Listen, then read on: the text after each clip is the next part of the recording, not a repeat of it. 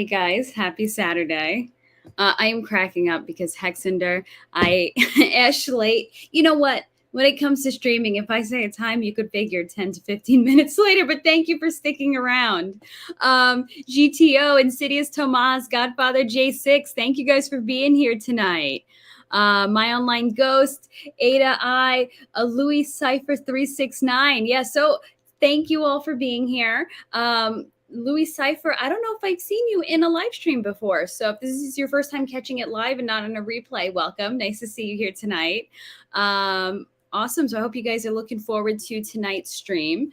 So tonight okay. I keep wanting to say T. Rothschild, but Thotschild. He, I guess, is also streams in like paranormal and weirdness and conspiracy theories and high strangeness. And I wasn't aware of his YouTube channel. And some people were reaching out to both of us saying, you guys need to stream together. So tonight is like our first official meeting, our intro to each other. We're not very familiar with each other's content, but hopefully it'll be interesting putting us together in the same room. So he will be here at 10 o'clock tonight. So I thought I'd come and hang out, kill time, and chat with you guys a little bit before he makes his way into here. So let's see what's going on in the chat. Vision Null, I haven't seen you in a while. Thanks for coming back. Long time no see. Hexakin Contractor, Hexmac. Nice seeing you guys back. I felt like I haven't seen you all in a while. So does anybody watch his channel? I think he streams live on Twitter and also on YouTube. So I guess I'll be watching from now on, now that I've been introduced. Oh, and thank you so much for saying that. Definitely, if you hit the like button, it helps the YouTube algorithm. And thank you to everybody who tuned in last week to the discussion interview. I don't know what to call it with Dave Weiss. And thank you to all of you who are new and who have returned. Really appreciate you seeing all back here tonight. Oh, Hexmac, you were on his channel the other day. Okay, I'll have to go back and I'll have to check out the stream you were on. Gosh, that guy, like, he does a lot of stream. I saw part of his 5-hour stream, man. So he does some streaming marathons and some streams to the extreme. A lot of stamina there for streaming. That's wild. Hey, David Lee. Thanks for coming in tonight. So Hexmac has surfaced. I do not surface often. Is this a rare thing? I feel honored that you've surfaced in my chat. Thank you. Whale's got to come up for air sometime. Yeah, I guess that is true. I am in for a ride, very well spoken and much wisdom to share. Okay, I am excited then to chat with him. And there's like no specific chat tonight. I figured it'd be fun to throw us both in a room together and then see what we come up with. And he's a free thinker. And you know what? That is so important nowadays. Like the way that the world is, the way that the world is going. If you notice, people around us have lost their ability to reason. They've lost free thought and they've lost logic. And like when you face them with logic, people can't stand it. They just kind of implode. So being able to be a free thinker nowadays and just, I don't want to say be open because, you know, I know there's that whole thing. Don't be too open to where your brain falls out. But, you know, it's important to be able to kind of test and understand and be aware of different things, you know, be thinking and not accept what's being fed to you. So it's nice to meet other people like that. And, you know, and I know those of us who are all in the Hex community are of that same mind because, you know what, if we've found our way into Hex and we are invested in it, we are confident in it, you know, we are not thinking like the rest of the crypto world. And that is something that I think is so important. And I think it's going to lead to some really good things. So Elliot, thank you for stopping in. Yeah. I getting tongue-tied with this name. Thotschild. Yeah. So I am looking forward to it. I saw he did something with the puppet the other day too. I don't have puppets. I'm not going to pull out a puppet, but I thought that was that was funny. That was interesting. Okay. So you were on that 5-hour stream. Oh, okay. Now, were you one of the people who were like, came in with like, didn't show your face? And you did audio only? Because now I'm trying to place you to see if I've come across your part in that stream yet. So I just want to go back through the chat and make sure I haven't missed anything. Let's see. Oh, thank you. Thank you for your your wishful thinking countdown, Insidious Tomas. You weren't too far off. I think I came in 3 minutes later. So yeah, awesome to see you guys here. So, oh, you had your face docs. You did in that stream. So is it now like edited? I can't find you in there. Okay, now I'm definitely gonna go check out that stream. So, what did you guys think of last week's live stream with the flat Earth theory? That certainly, he was right. That certainly did attract a lot of views and a lot of comments. And whoa, it was overwhelming. And a lot of people who were like, "Cool, I'm gonna follow you." So, thank you to you guys who are new followers, and thank you to everybody watching live and everybody who will be watching in the replay. And let me tell you, I got some interesting responses. A lot of people were really cool about it. But then, there's a lot of people who are like really come at you in not a nice way. And I'm like, listen, you want to win people over to your side. It's not the way to come at people, but that's another story. But it was interesting because, my thing is I'll still admit I'm still a person that believes, in globe Earth, and I know that won't make a lot of you happy, but that's me. And it was interesting because even in the comments, I had people or somebody who, did believe in globe Earth, who is on that same team as me, who was mad that I had him on. And I'm like, what? We're not allowed to have a discussion? Like, what, you want to live in your echo chamber? So I don't understand. So it's like both sides, everybody's angry. So they're mad at me and they're like, you have no ethics by having him on. I'm like, what? I'm not allowed to have a conversation. And then other people who are like flat earthers being like, oh, that was painful. Look, she can't even grasp it. I'm like, no, I just wanted to have a discussion about it. That's fun. So it's pretty wild. So the response from both sides has been wild. So if I have been slow to respond to your DM, please forgive me because I've been overwhelmed by them and overwhelmed by some of the responses, but most of you have been awesome. So thank you. But like I said, I just like, he said, okay, you're going to get a lot, coming in to your comments. And I'm like, oh yeah. All right. I didn't think much about it. Wow.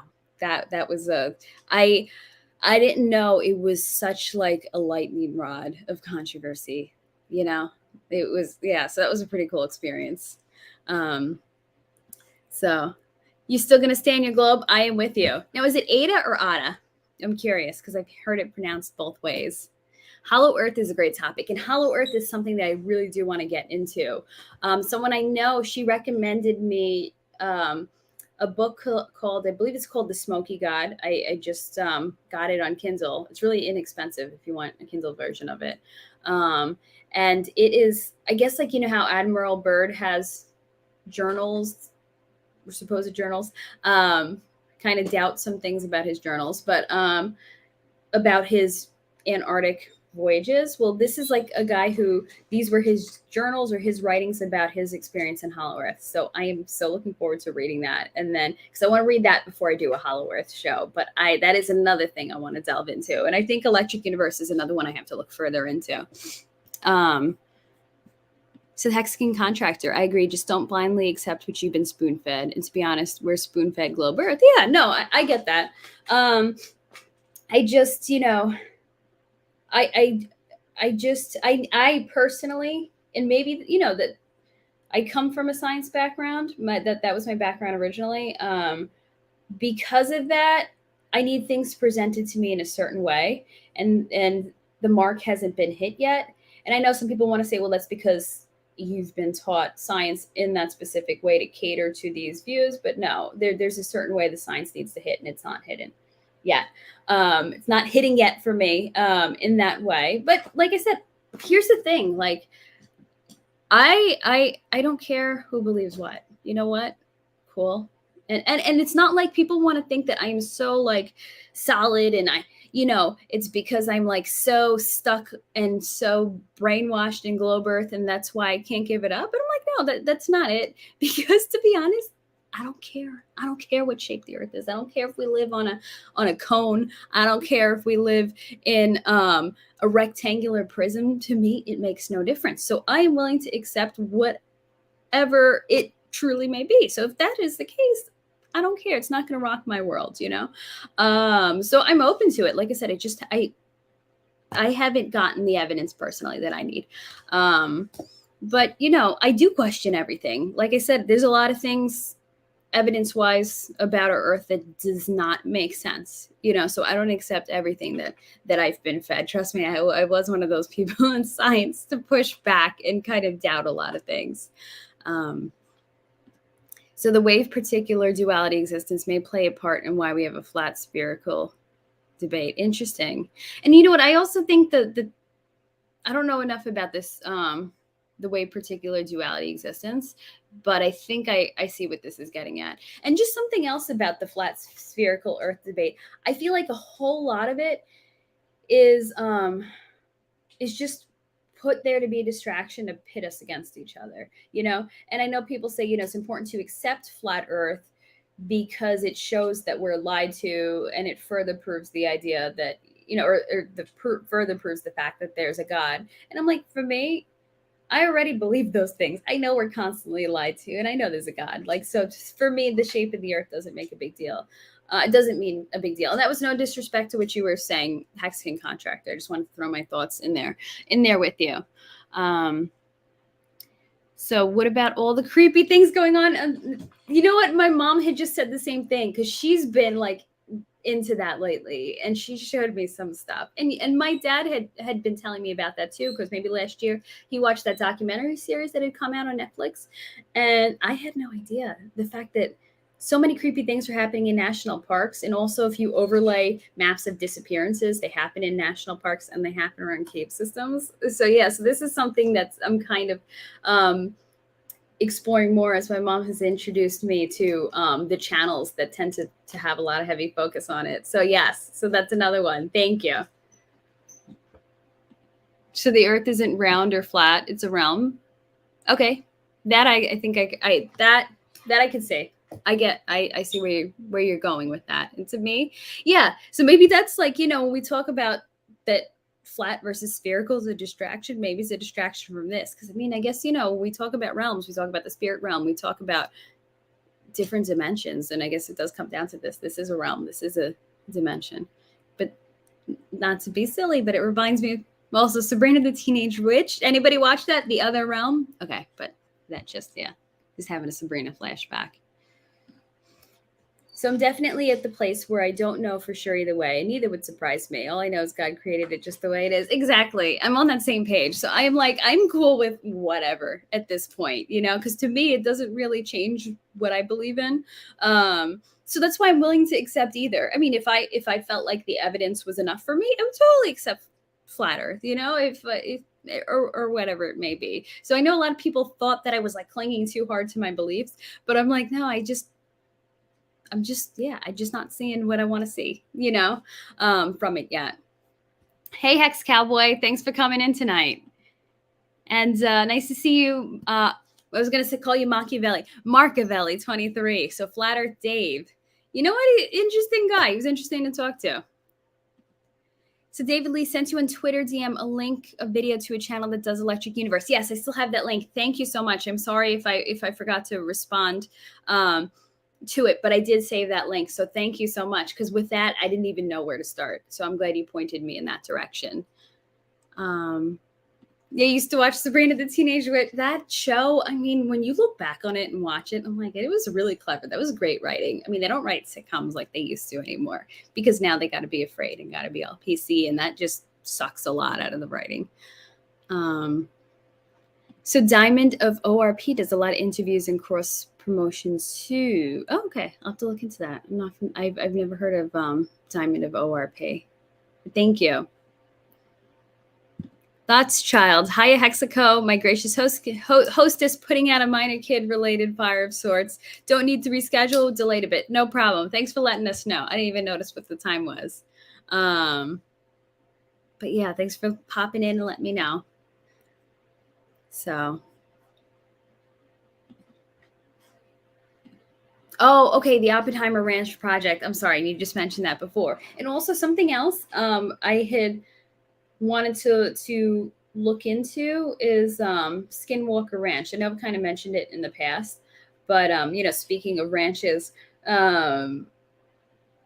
there's I was looking at Kindle books because I got a free trial of like Kindle Unlimited, and then I got like a free $5 credit to Kindle. So I was kind of, I was searching through Kindle, and I was looking at the top UFO books, and one of them was Skinwalkers at the Pentagon. And I'm like, you know what? I really have to deep dive into Skinwalker Ranch, because my mom showed me a documentary once. Oh, it wasn't a documentary. It was an episode of Ancient Aliens about Skinwalker Ranch. She's like, you really have to see this. And ever since then, I'm like, this is wild. This is insane. And I don't know if the first book is like The Hunt for Skinwalker Ranch or The Search for Skinwalker Ranch, but then the second one is called Skinwalkers at the Pentagon. So I'm like, what the heck? They mean that there's like shapeshifters at the Pentagon? Like, what is this about? So I read the back of the book, and it was talking about how the government has, because of everything that's so weird and wild happening at Skinwalker Ranch, the government has, UFO related, other dimension related, cryptid related, everything, interdimensional stuff happening at Skinwalker Ranch. The government sent investigators in. But the problem with the investigators going in was that the things that were at Skinwalker Ranch ended up attaching themselves to the investigators, and the investigators were bringing home like this darkness, these dark spirits from Skinwalker Ranch, and they were bringing them home, and it was affecting their family, and they were and it said it was like physically harming their family, and just different things were happening at home.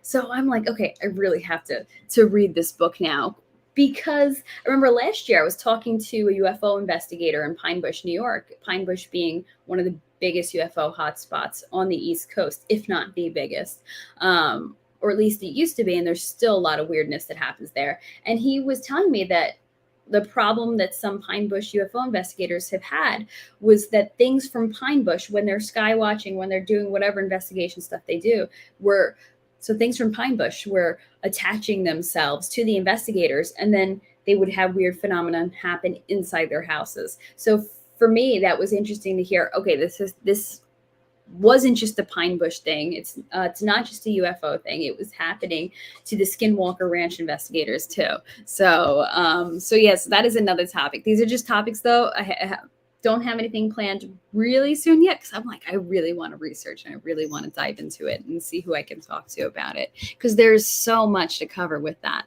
And I'm also trying to reach out to some Tartarian researchers, so we could talk about Tartaria, because it's such a huge topic, and it's so broad, and there's so many ways you could look at that.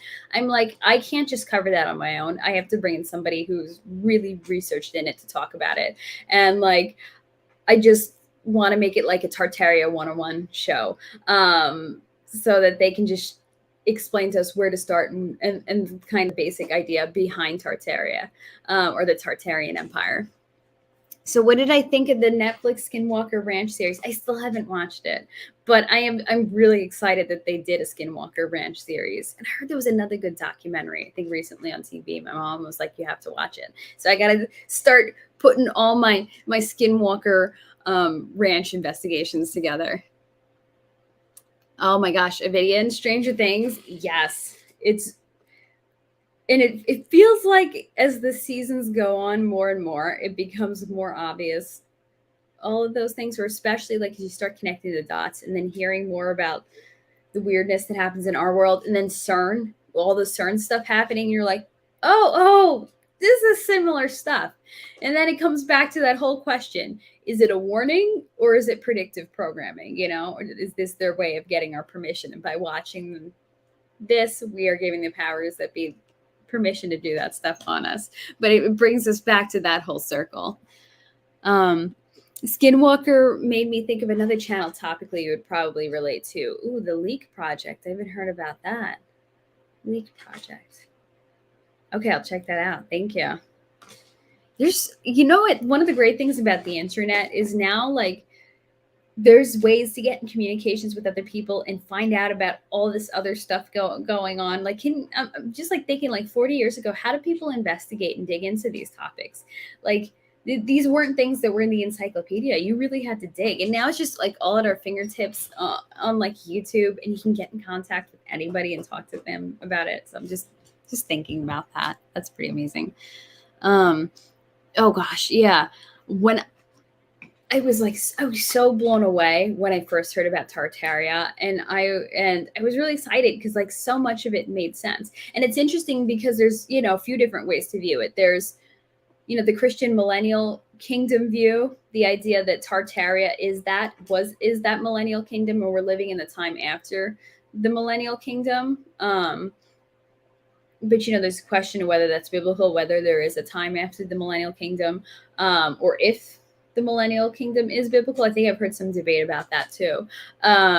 So you know, there's that perspective of Tartaria, but then there's also the perspective of, we're going through a great reset right now, and the world has gone through many great resets, and there have been many technologically advanced civilizations before us who were even more advanced, but like great resets happen, mud floods happen, and kind of completely reset the game, and then we're starting from zero. And that some of these old buildings that we think were built like in the 1800s or the 1700s were actually built by previously super advanced civilizations, and we just moved into it during that time period. So there's so much that goes on with Tartaria. Like I said, I have no idea where to start, but I love the topic. And I love that I'm seeing so much more about it, like constantly. More people are just diving into it and making content on it, which is really exciting. So what is the name of the Netflix series? Is it The Hunt for Skinwalker Ranch? But I'm sure if you just type Skinwalker Ranch into Netflix, it should bring it up. Hexagon Contractor, do you remember the full name of that?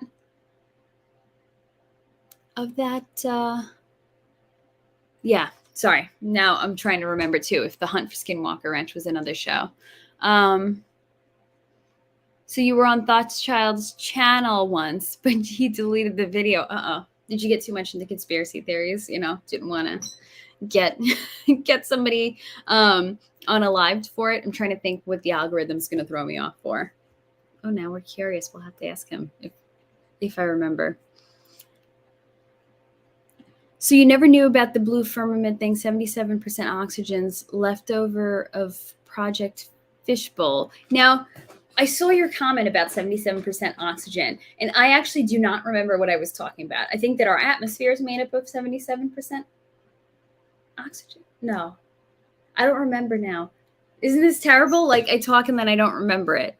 But yeah, the firmament concept is very interesting, even though I personally don't believe in the solid firmament, but a lot of people do, and a lot of people do believe that there's evidence pointing to it. So I do think that the concept is fascinating. So I'm glad we can that we were able to kind of get your mind going and intrigue you with that.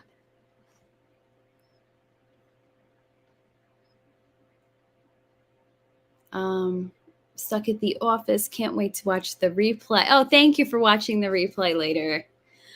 Side note, Hulu has 2 or 3 seasons of The Secret of Skinwalker Ranch from History Channel. Netflix just has 1. Oh, okay. So I wonder if Netflix has the first season and then you can jump over to Hulu if you don't have it. Cool. Thank you for letting us know. Oh, and Hexagon Contractor. They're currently banned from YouTube, so I don't know if I can say that, talk about their channel here, or if I'm going to get myself banned. And I'm so sorry I dropped the ball in telling you more about them, but if you search them on, is it BitChute and all those other platforms, I feel like you would be really into the stuff that they're putting out there. Good stuff, because they're combining Christianity and American history together and putting some really great content out there. And they're actually doing a big event in Plymouth. So if you look them up, I think on BitChute or Rumble, you should be able to find them. And I'm sorry, guys, if I have to be vague, I'm referring to what Hexagon Contractor asked in the live chat. And I'm just being careful so I don't get my channel banned too. Isn't it ridiculous when you have to like be careful what you say with the algorithm and getting banned? It's terrible. I think they've gotten banned a couple times. Okay, so it is a secret of Skinwalker Ranch. Cool. Thank you. Okay, that's the supposed makeup of the atmosphere. Okay, the 77%. Thank you. Cool. So Yellowstone supervolcano is the topic. You know what that might fit more into? You know, when we talk about prepping in the What's Ahead series, the supervolcano, I'm wondering, is there a lot of evidence for it? But I think there is. And you know what, the way the Earth is, I wouldn't be surprised if there's a super volcano and they don't want to panic people. They don't want to ruin economy, so they don't tell anybody what's going on under there. But I know in terms of preparedness, there's a lot of people that do focus on the super volcano, which makes me kind of like surprised that Idaho is a big preparedness redoubt. Because I'm like a little too close for comfort for the super volcano. So I'm like, I don't know if that would be an ideal place to be. And then on top of it, the government really does turn their targets on Idaho. So I would, yeah, but that's something to think about.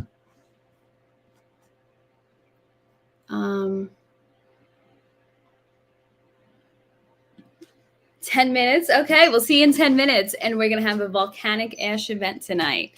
All right. I'm looking forward to that. So we're just going to burn some time until he comes back in. But it's fun to just be able to chat with the chat with you guys for a while with no specific topic. I feel like I haven't gotten to do this for a while. So, Tin Top and Torin, thank you guys for popping in here. And while we're waiting, if you guys could give me a like, I'd appreciate that. And if anyone's not subbed, I would love your subscription.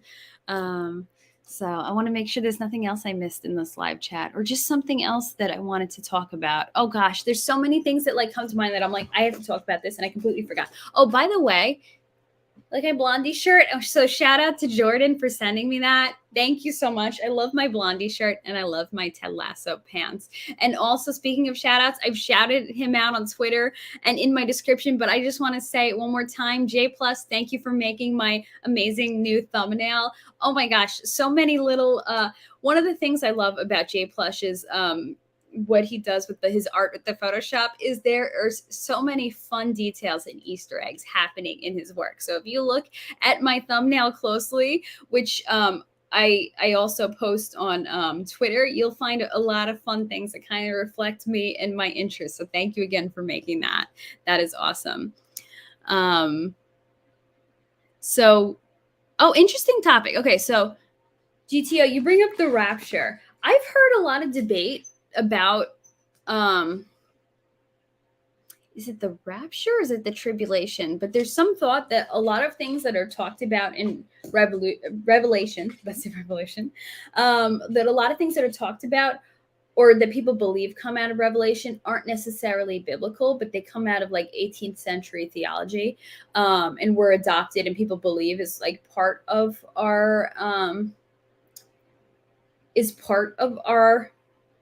end times view. So, and I don't know for sure. I can't remember, but I've heard so there is certain debate on the tribulation. There's certain debate on the rapture. Some people don't believe it and say that that's theology that came after the fact and that it's not actually written in the Bible. So that would actually be an interesting topic to kind of dig into it and find out what is what is actually biblical in the end times and what is just people talking. Because it's kind of like, when Sarah Palin said, I can see Russia from my house. Thing is, she never really said that. She said you can see Russia from Alaska, which is truth.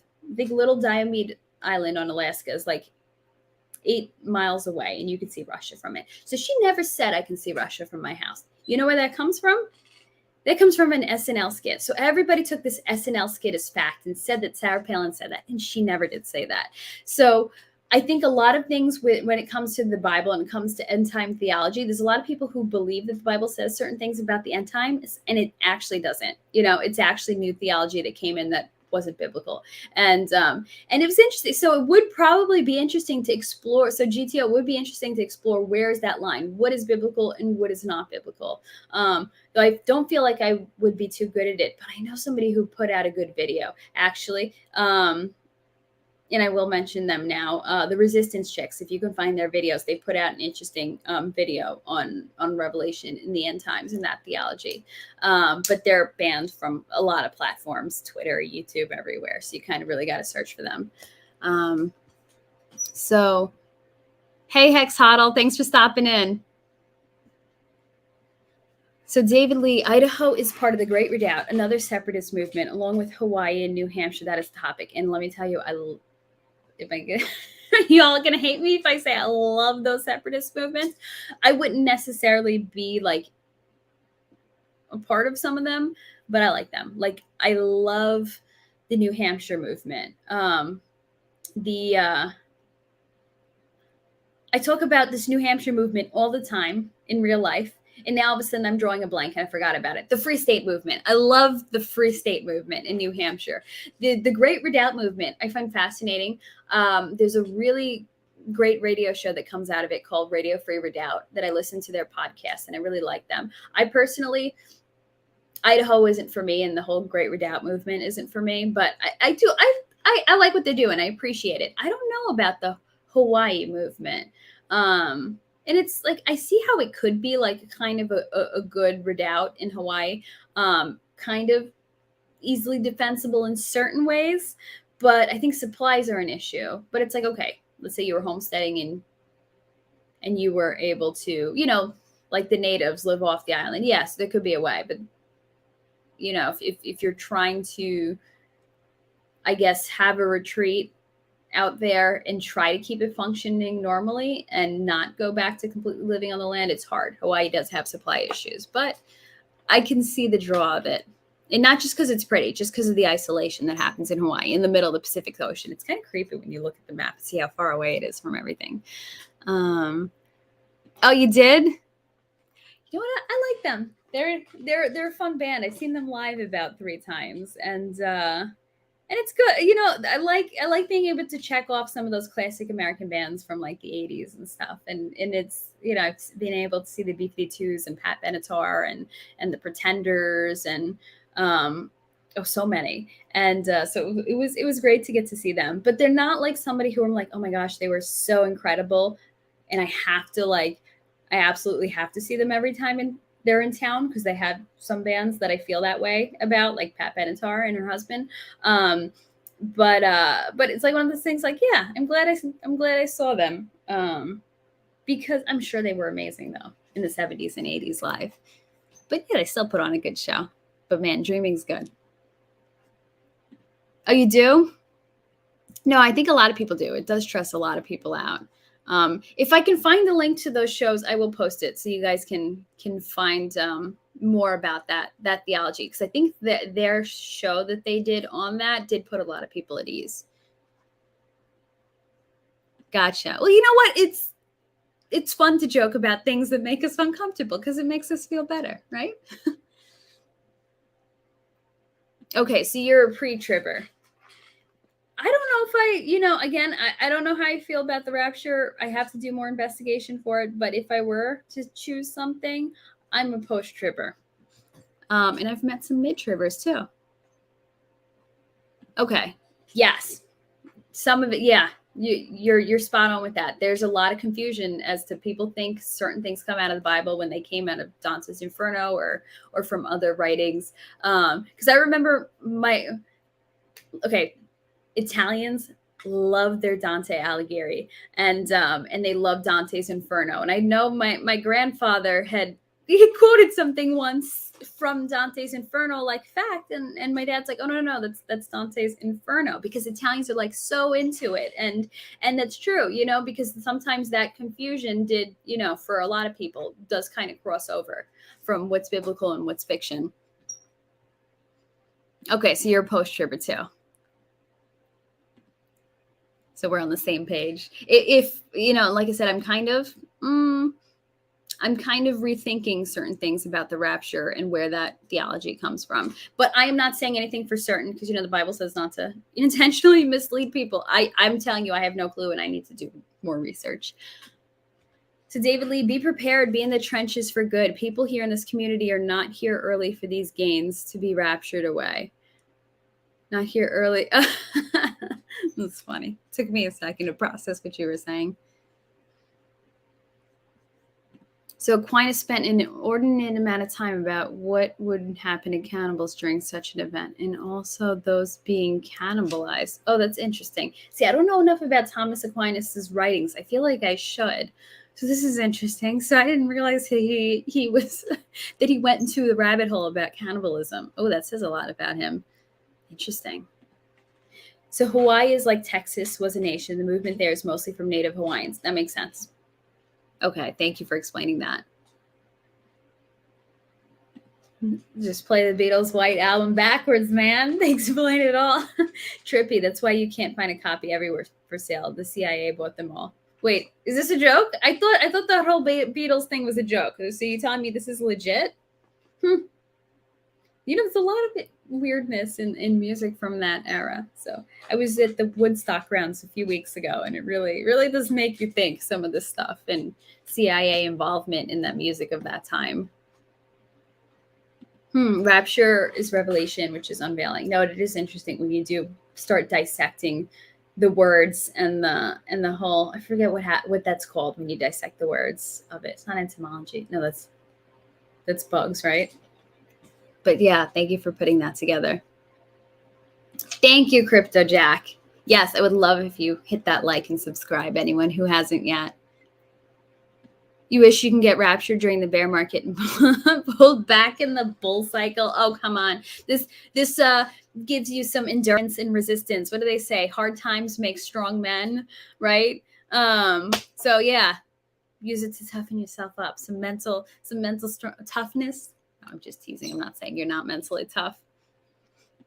I think there will be a big fake alien invasion with Project Bluebeam to get everyone scared. Then later in time, the rapture will happen and the government will tell everybody it's aliens again to scare people. I've thought about that. Yes. Yeah. I am so on that page that Project Bluebeam is going to be used to deceive people when it comes to rapture, and they're going to lie to us and pretend like, oh, look, this is rapture. This is that, or this is the aliens are going to come to save us. So no, I am on that page, and I've thought about that I'm like, if the rapture happens, they could potentially lie to everybody. I wouldn't be surprised and say, oh no, it was actually an alien invasion, right? Oh my gosh, yeah. So my friend's brother went to this black metal show, but then they did some ritual during that show, and something got attached to him. He's a good person, but ever since then his life has gone downhill. I wouldn't doubt that.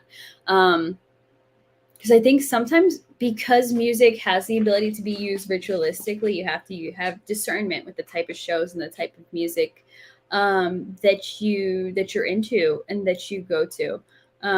So, I mean, gosh, there's so much I can say, and I'm even thinking where to say. That's the thing.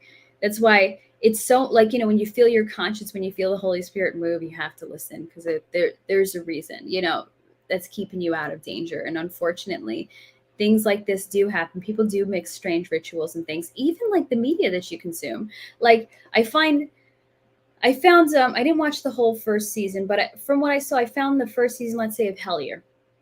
Is the documentary on some goblins in Eastern Kentucky, kind of like the Hopkinsville goblins, but something that had happened in Eastern Kentucky. And, and it was pretty cool, the first season. I never got around to watching the second season, but then as I was like looking at it on social media, I got the impression that, or they had said something about like, oh, they were doing rituals, and it's meant that the audience is included as part of their rituals because they were doing some sort of spiritualism. I don't know if one of them was a witch, and that was their way of partially investigating these goblins. And I am like, wow. Okay, and they're blatantly letting you know that, as basically, if you're an audience member of season 2, that you're partaking in this ritual. And it makes you think of how many other forms of media could that be happening in, and you're not being told. So I totally believe that stuff does happen, and that people do get attached to certain things. And, and I'm not saying, no, run away from all types of concerts. No, I don't believe that everything is evil and bad, but I believe, like you said, you have to use discernment. The fact that it's black metal, it's not normal metal, I think says a lot, So that would have been, the clue to run. Oh, okay. I see what you did there.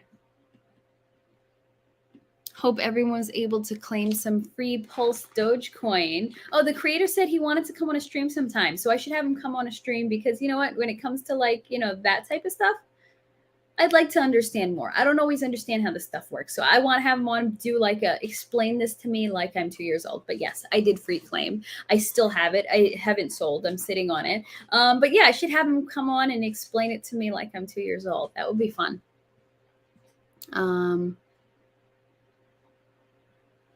Right? Is that the one that Gunther runs? Right? Am I thinking of the right coin? I hope I'm not mixing up my coins now.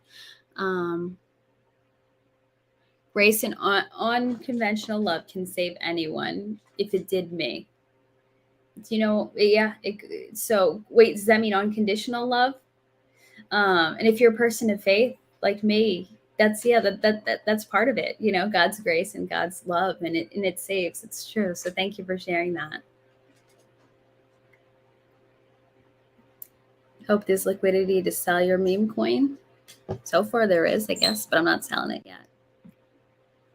Oh, I see Thotschild has come in. I am just going to quickly catch up on the rest of these chats. Alrighty. The claim is over. Okay, and I do have the right coin. Thank you. So I'm going to welcome it looks like he's still setting up. Okay, he's getting himself ready. All right, I'm welcoming Thotschild to the meme. I mean, to the meme. Now we're talking meme coins. To the stream. Hey, thank you for coming today. Nice seeing you. Ooh. This is getting interesting. Not doxing yourself, but I think your face has already been revealed. I talk too much. Okay, it's got to run. All right, I guess I brought him on too early. I thought he was getting. Oh, all right. I thought you were giving me the signal. I had no clue what was happening. Nobody ever does. Nobody ever does. So that's usually the way it goes. Gotcha. All right. So this is my hazing into streaming with you. I am gonna tighten up audio issue, but I'm not going anywhere. All right. Cool. So then I'm just gonna look at a few more chats while you're doing that. Oh, thank you so much. Thank you for that compliment. No, I am all in on this Richard Hart system here. Yeah, and I would, you know what? I think there's like no inflation to Pulse Dogecoin, right? So should be interesting to see where it goes. And yeah, I want him to explain it to me. So I think it'll be a fun stream to have together. All right. Yeah, exactly. I was thinking the same thing. Cool. Righty. I like your setup in there. Reminds me of the X-Files. Yeah, I've been getting my setup ready. I'm kind of changing what I'm doing. I usually have this blue background, and I know people have said like, oh, Ash, do you want me to make you a background? You want me to change something? And I'm not into the fake backgrounds. I like this. This is like the standard actor background that we all have, our pop-ups, and I kind of have stuck with it. But I'm like, no, I need something to reflect high strangeness. So I'm changing out what I got going on behind me. So I love what you have going on. I'm so old that a lot of me is like analog. You know what I mean? Still, like I still do notebooks. I still do handwriting. I got my notebook in my handwriting right here. So I just want to say really quick, like, guys, this is the nature, okay, of our community, because we were in a soul event for 5 hours the other night on Mind Spray episode 19. And this is one of my features, and I'm going to call it the Tin Foil Royals. Now, where did I get that from? Those of you who don't know, Wales and I have been brothers from another mother for about a year and a half. And he said to me, these motherfuckers need to keep wearing, right, these tinfoil hats and helmets, because one day we're going to fashion those motherfuckers into a crown. And I said, well, goddamn, there it is, man. Tinfoil royalty, tinfoil royals. Oh, I like where that comes from. That makes sense. So our tinfoil, we kind of have seen so much of it coming true and so much of it being proved. So, it kind of gets old, Ash, doesn't it? I don't know how much of my background you know. And for those of you, who do know or have been with me for, months or a year or more, like, bear with us. I'm kind of just getting to know young lady, but this is what I was saying about the community and tinfoil royals. It's suddenly, there's a Soul Strike event on like Tin Top or T-Bird and TB Bishop, maybe some other people. And they're like, yo, first off, Thoth's in a groove. He is possessed by the spirit now and he's spitting science. So they let me go.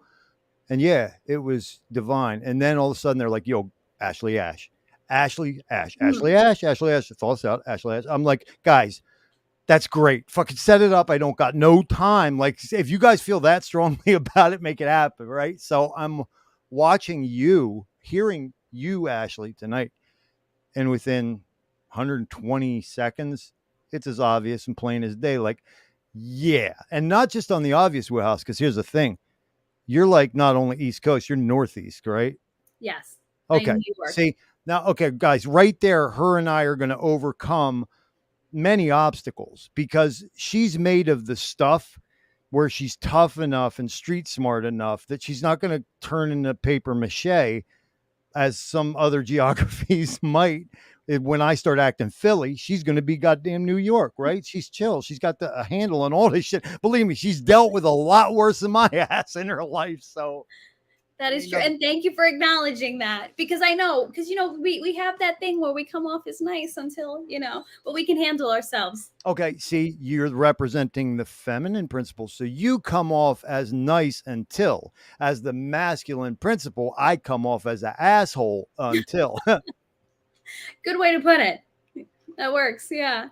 Hey guys, Ash and I don't know how long you've been doing it, but I can see from the numbers, just initial glean, we're in a similar place. I've been at this for about 2 months after so many appearances on so many other shows and channels. If you don't like this lady's videos, subscribe, all that, contribute, do it now. And please, guys, do the same for me. We both need your support because here we are, Ashley and I, at the outer gleaning edges of this world changing product and community. And we need you guys. We need our tribe. We need our people to say, when the other ones who are supposed to be our brothers and sisters are saying, man, them motherfuckers, fuck them crazy motherfuckers. I'm trying to get Gaines one Lambo, bitch. And we're like, actually, an actual point of fact, I don't think you get all of this, right? If it's just me and Ashley saying that, it's not potency. But if you guys are with us, look out. Yeah. We got to change mindsets.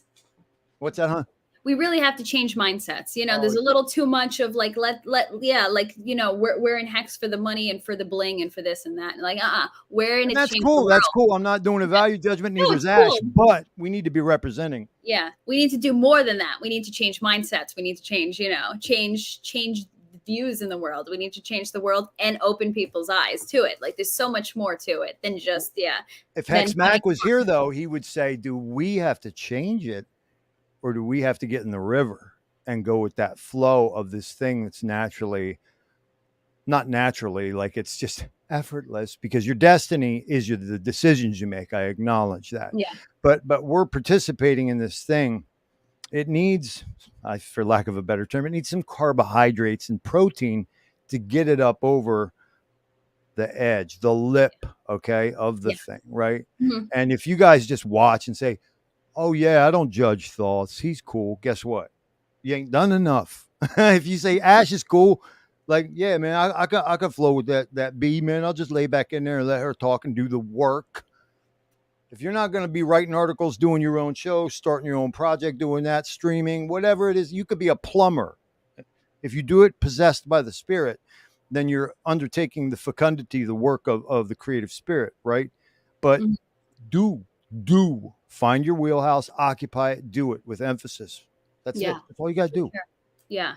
Yeah, exactly. And now I'm with you on the same page. Do we get in the river or are we changing it? And I think the way to change things is to open people's eyes and get people on the same page as you. Right. But we can't hurry up anybody's enlightenment. That's the thing that I've had a hard time with in my life. Yeah. But you can plant seeds. So that, here's something, I'm like, oh, it triggers that seed, it makes people think. And one of the things that, outside of this high strangeness, one of the things I feel passionate about is preparedness, Great name, by the way. Great name. Thank you. I use it. No, I actually use it in sentences. So when I saw the name of your stream, I was like, oh shit, like, wow. It was meant to be. We could thank, who was it? Dr. Alan Hynek for that. Okay. I think he coined high strangeness, and it's always just stuck with me. Nice. Yeah. So I'm listening to you talk, and you and I on a lot of aspects. We have our overlap, and Hmm. I already am resonating with you because as you talk and as you address your people and the ideas that they're bringing forth, you admit they're coming hot and heavy, man. They're coming hot and heavy. And I'm sitting there trying to take care of seedlings. And I'm like, holy shit. I just had 37 things I want to say to her in her audience right now. So it's like, all right, son, I literally stopped. I got them all arranged. I said, honey, love, I got 3 of my 4. I said, go ahead and take your meal. I'm going to let y'all have some fruit.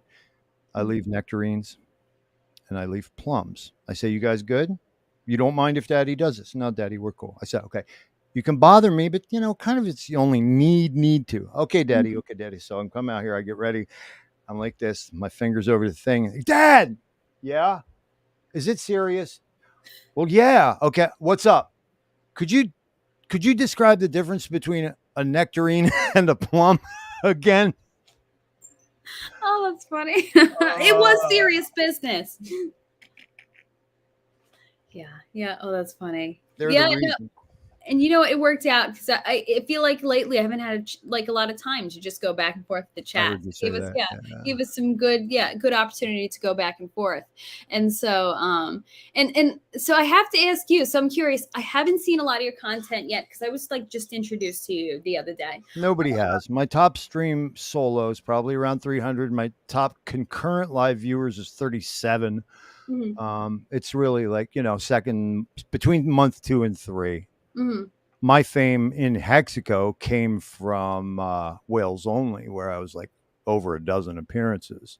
Okay. Yeah. And then Luther gave me 3 shots on official pulsification on a series he uh, coined the Writers Guild. To which I kind of said, yeah, that's a nice sentiment, but I think I might be more of an articulator than a proper Mhm. writer, but I'll be that, you know. Oh, that's cool. Yeah. And a Yeah. bunch of things like SJ. I was on Wild SJ. I was on Cabana once. I've been on a lot of Discourse Syndicate material. Kinetics and I became good friends. So, yeah, I got around. And then I said one day the goal was going to be to do precisely this. And I Mhm. finally kicked myself in the ass hard enough. And I have to say, I found it was really hard, just doing this, like setting up and getting, it was easy to go on people's streams, but to actually do my own. And then once you get over that initial hump, then it's like, okay, then the momentum just starts going once you see how fun it In was. a way, it's still an exquisite torture. And guys, I'm going to say it. And of course, you're all sick of hearing it, but Ashley hasn't. So allow me to. So, Ash, okay, I know what you're going to say, but I'm going to say it anyway. I'm a 50-year-old divorced father of 4 kids under the age of 12. I have 3 jobs that are now replacing a distribution business I lost to the scamdemic. My mom just died on Mother's Day. She was the most fully enlightened being I pretty much ever knew. I don't have a support system. I don't have a nanny or anything like that. I volunteer at an old folks home. I do my streaming. I do my writing. I'm a retired drug addict and ex-musician, hip hopper from Philadelphia who studied jazz guitar, right? So to force the space to do this was a thing. Now, I had just come back from a cross-country drive. This equated my first vacation in 12 years. I want to tell my people and testify driving across country is no kind of motherfucking vacation. It was taxing. But I made it to the last day of Hexpo to Nagabo's party, which was a spiritual experience, as you would imagine. I said, I got to do this. Now, Balliet Brand was there in conversation almost daily with me, supporting, saying, brother, I know you can do this. You can do this. I told him the one time, I said, my ultimatum on this day is if I'm not going to go to bed on this day until I do the first test stream of this motherfucker. Do you allow language on your? Yeah. Okay, cool. I did. Now, I think, Ash, I hit go live at 3:30 a.m., Mhm. but I did it. Yeah, and that's the thing, getting over that initial like first thing. And I understand with life, it's hard to sometimes have a stable streaming schedule. I'd love to do more streaming, but the only thing I've been able to do steadily is a Saturday night stream. But yeah, but I Right. got over that initial resistance, and then once it got flowing, yeah, it got so much easier. And I find, and this is something I've said on a lot of streams, but I think it's worth repeating, that one of the amazing things with the Hex community is that a lot of us are all on similar pages. You know, we're outsiders in the crypto community. We view things differently. We are doing, you know, we are part of something that's really revolutionary in it. So because of that, we tend to have a lot of the same interests and a lot of the same beliefs. So that, you know, so doing things like high strangeness, like my high strangeness streams, like your streams, really resonates with people because we are just kind of, you know, we think differently and we're outsiders in that way. So I feel like it's just like the perfect, you know, the perfect melding of the two together. And so so my question also about your content is, do you, so you said you do are most of your streams kind of in that area, or do you have like one specific one of like weird stuff and high strangeness? Yeah, okay, I get you. So one thing about if you live in the ethos of true hip hop culture as well as jazz is the ability to go off the cuff and extemporaneous. Mhm. I was embracing of that. I mean, I'm the guy who truthfully was in rhyme ciphers with Black Thought when the Roots were on the Black Album. Before Do You Want More and Illadelph Half-Life came out, before Jimmy Fallon got out of junior high school. That's how far back in the game and that culture I go. So that is all about show and prove, right? That's about rise through competition, not because I hate your guts, but because if we're battling, I'm going to raise my game. Like on the way to whatever the event is, I'm going to be thinking about how I can quote unquote crush you. And when I'll crush you, it's just like, I got to show up and be better. So there's a lot of that healthy competition and it raises the art form. Okay. Philadelphia at the time that I'm there, a 4-night a week gigging, working professional musician, as well as a ne'er-do-well and a poker player and a drug addict and a weed salesman and every other thing under the sun. I'm at the forefront of what would be that maybe that like hate Asbury feeling in Frisco in like 68.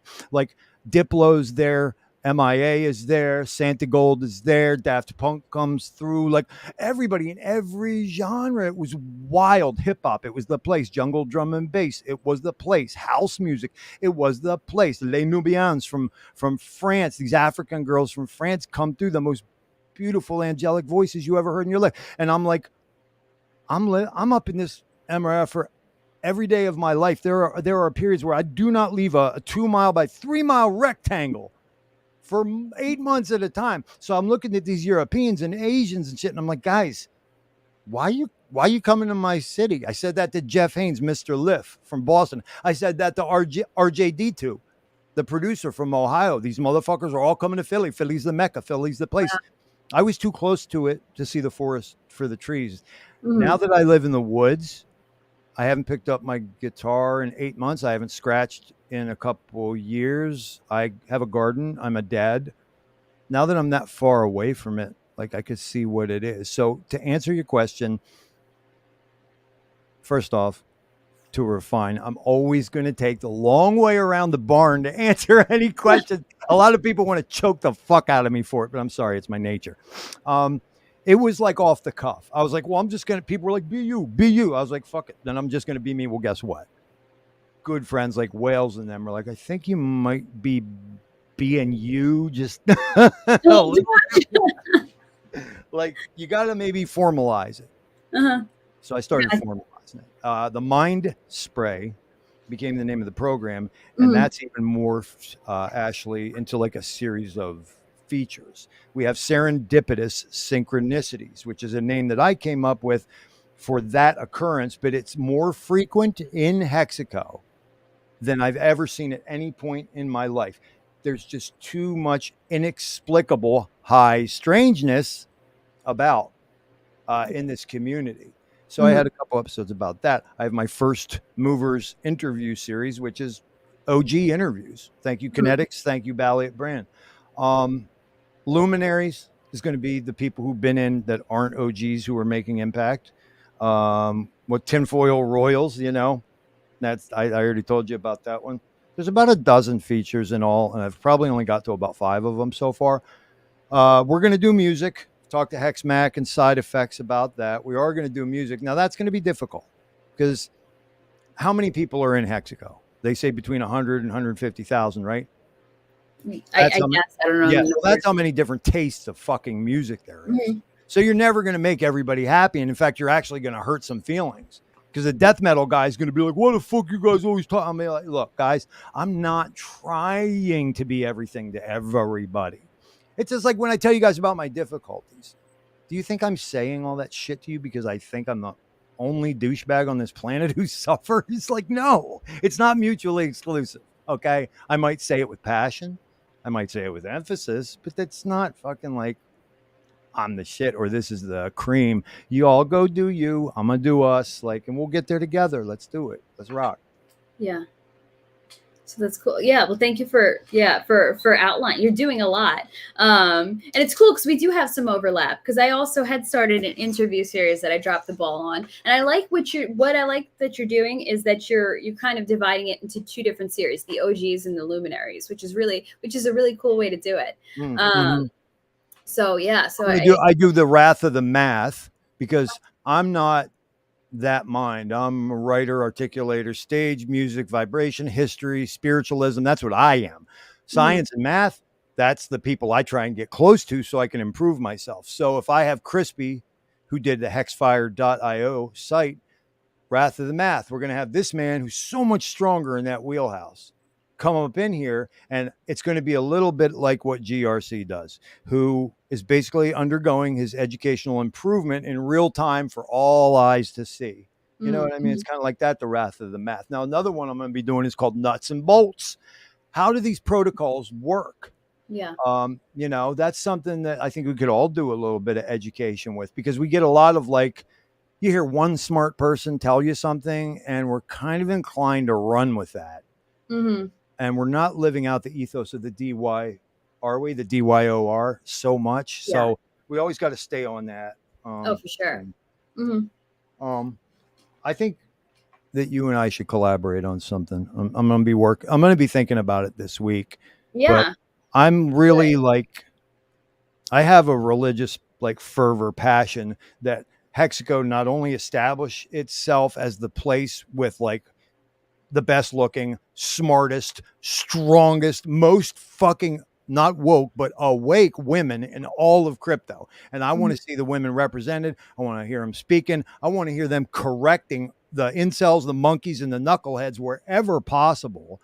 And that has a lot to do with this hermetic Gnostic occultic bag that I'm coming out of. You know what I mean? Yeah. I'm never going to stand there and let somebody beat the fuck out of me because I'm a predominantly lightly melanated male. Okay. Eat a dick up, quick up, and hiccup is what I say to that, because we're going to take each person on a contextual person by person, case by case basis. Okay. In the way that I'm looking at things, I'm not going to paint with that brush. Plus, oh, whoops, darn, DNA test shows that I have North African in my blood. So, but, you know, it's just like, we need the feminine Sophia, right? My daughter's name, the wisdom. We need the feminine Sophia represented. And if that shit's marginalized or sexualized only, then you're fronting. And you're just like what's wrong with legacy. Like, let's get there for real. Yeah. Oh, definitely. Yeah. And I do feel like we're changing things in Hex. But I like your idea of kind of getting everybody together. What would be cool would be to be, so like how we have those online Pulse conventions, what about an online, Hex convention of the women of Hex? That would be pretty cool. Hey, Yeah. you get with your sisters. You ladies rather know that you will get the equity, the time, the support, all that. It's just got to be formalized. And it's hard for you all in your own unique way, because we're all programmed and socially conditioned in a different way. Your airship will get shot down real quick, no matter how noble the initial impetus was. As soon as the girls start getting into the thing that girls sometimes do, on the darker side of things, it's like, what happened to our unity? What happened to our focus and our direction? Like, that bitch ain't all that. Oh, really? Well, I heard she, like, guys, we get boys and girls. We got to stay out of that. I'm just really digging on what I've observed, and I'm not a spring chicken. If I sound like I'm speaking with authority about anything, sorry, I'm not wishing. I'm not hoping. I'm not dreaming. I'm not acting. I'm not pretending. I'm motherfucking no. I motherfucking either lived it or see it clearly.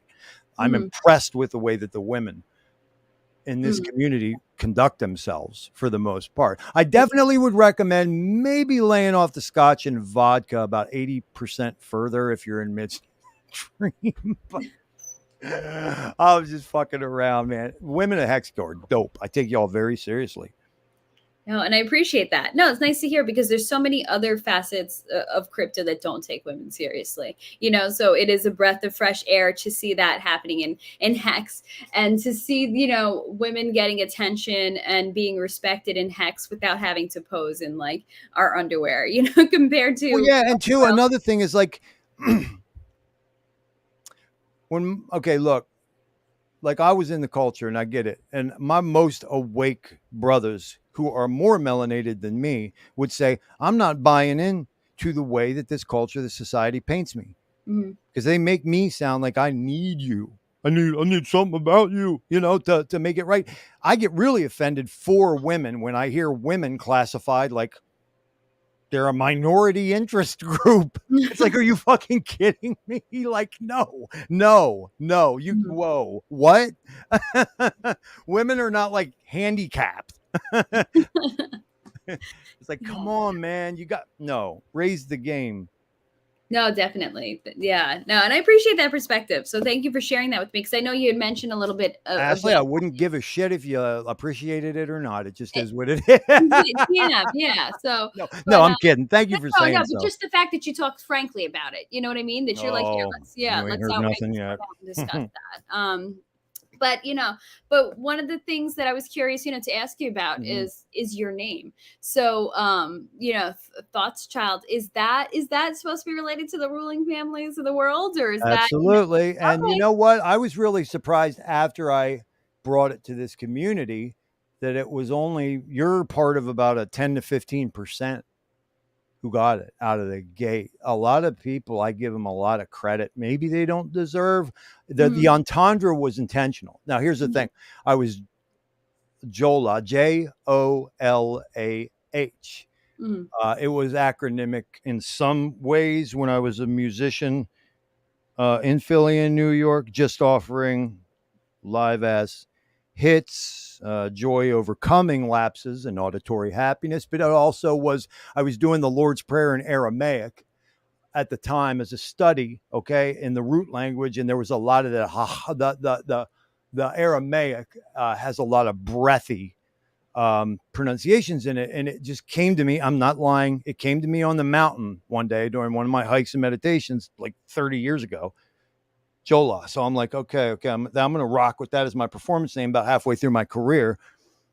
I've always been interested in the mythos and the legend and believing that what academia writes off is like the fantasy ravings of the tree monkey people or the cave dwelling people, like they didn't really make much sense. The guy at Princeton understands better than those fools, I was like, no, like I always believed high antiquity we had lost mhm. a higher understanding. And I heard Oh, you mention totally. something about that. Yeah. So, Rothschild, the Red Shield. I'm thinking about their family history. I'm thinking about Jehudi, Tote, Thoth. Wait. Oh, wait, I'm a child of the wisdom stream. Whoa, I'm Thoth's fucking child. You know what I mean? And it Mhm. came to me like that. So I became Oh, Joel Thoth's child. yeah. And then the decision to bring it into the Hex community was like, first off, I knew that I wasn't going to be Hex fella Mhm, or Hex guy. Ooh, Hex head, Hex person, Hex lover, love Hexer. Wait, what? No. Okay, so Thothschild, I'm bringing that over here. Look, they're either going to fucking hate it or they're going to fucking love it or they're going to fucking tolerate it. So I said, I'm just going to be that. And I got really involved over in Telegram Pulse, Maine. mhm. That was my life for like 3 months. Like I'd be working one of my two businesses. I'd be on a scaffolding finalizing distribution deals for the stuff that I was selling while I'm working on a house. And I'd have the Pulse, I'd have the Pulse Telegram live chat on and be contributing. And the wind's Oh, wow. blowing. And I'm like, oh my God, I'm gonna fucking die today. Oh gosh. Yeah, well, in the live chat, everybody Yeah. else. So Thothschild, I just liked it, and it was staying true to myself Hmm. in a way, and what I'm trying to get at. I've tried to escape for many, many years in many different iterations. I've hated myself and wanted to get away from and escape from whatever it is that I am or have been. Um, and then, of course, we've all learned at some point, depending where you are, and we all are in our path, you learn like the utter fatuous, impossibility that is, that you should ever that. So, hey, man, best get down to embracing it and working with it and finding your strengths. All right, I'm going to be Thothschild. And Mm. the first time I heard people in the community saying it, that was when it was like actualized, like, yeah, okay, that's who you are. Now, I know OPSEC's a big deal. And I do too. I respect it. I really think that we need to get intelligent on a tech tip. We got to understand what's happening in our networks and on our computers. But I'm coming out the box and I'm like, man, that baby face motherfucker Balliet Brand, his name's Brandon Balliet. And everybody knows he's fucking in Washington in the Pacific Northwest. So I never was like super guarded about that. I was like, everybody knows Thothschild is a ex cracker ass hip hop kid from the Philly Cypher. And I've been a Keystoner all my life. Folks know I was born outside of Pittsburgh. I'm just not that protectionist on that. I even Yeah. bring up the kids a lot. But the one thing I have never broken and don't plan on is you haven't seen my kids' faces. Smart. Yeah. No, Yeah. you're not going to see their faces. Now, people think like we're low hanging fruit. You got all this OPSEC. It's so juicy. Okay. So I guess you're also operating under the notion that coming to harvest the fruit's going to be in some way easy. And I don't just mean all the weaponry or Yeah. knowledge in here. The alliances that we form Yeah. and friendships are constantly. I got a meeting coming up with Kool-Aid one of these days. Mm. That motherfucker said, you call me anytime on my personal line, brother, and let's build. I said, Yeah. Lawrence, you know what it is, man. I need to up that game, that security game. I don't want to be caught slipping on some retarded shit. He says, all right, I can understand that. I respect you, And after he says that, he'll make fun of me 18 ways to Sunday. Yeah, I mean, and the thing with OPSEC, like I understand like some of the like the people who were in early and that maybe that hold huge amounts of hex and cash and everything. I understand why they would want to keep themselves private, but my thing is like I've already been on the internet.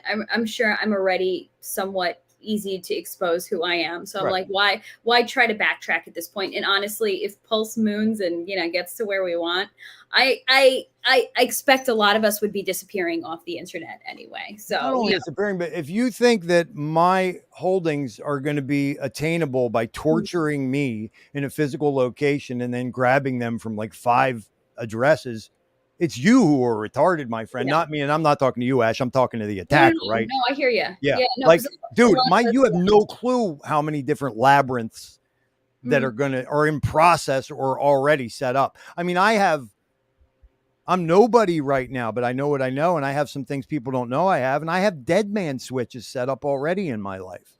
Mhm. I literally do. And I'm not overstating my importance. I'm saying, in case Thothschild slips in the shower or chokes on a chicken bone, like there's some dead man switches and there's probably going to be more soon. So I Yeah. don't take it lightly. I got 4 exceptional children who are the future of this planet. They have no hatred in their heart.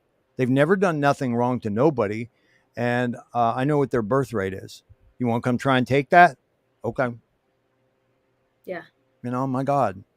Yeah. Now, if you would do that, I think you're a piece of shit because I would never like, but I know your soul doesn't have that. Oh, well, that's really great. I should think about this again. No, you're different. So go ahead. You just work on yourself, kids. It's all we all can do. Just work on ourselves. True. Yeah, no, it's true. And I'm with you on that. And I feel like a lot of us in Hex are the same way. We have protection in mind, how we're gonna defend things, protect things. Like I think we all have a preparedness mindset to Mhm. begin with. So I don't think we're like other communities where that will be an issue where we're gonna be targeted. I think people know better than to target us. So which I think is pretty cool. And you know what? It's a community. Why hide and try to isolate yourselves from the community? It's important to be in it with everyone.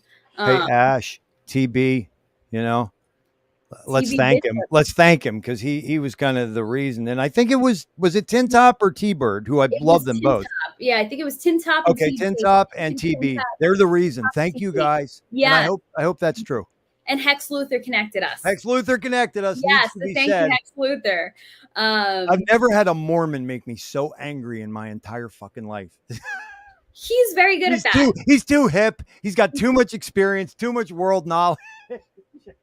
Yeah, you know. I love that brother. I love that brother. He knows how to push my buttons too. He's done it. Oh, he's got a rapier's wit for being from fucking what, Utah or Colorado and being a Mormon. He'll kill you. He'll crush us.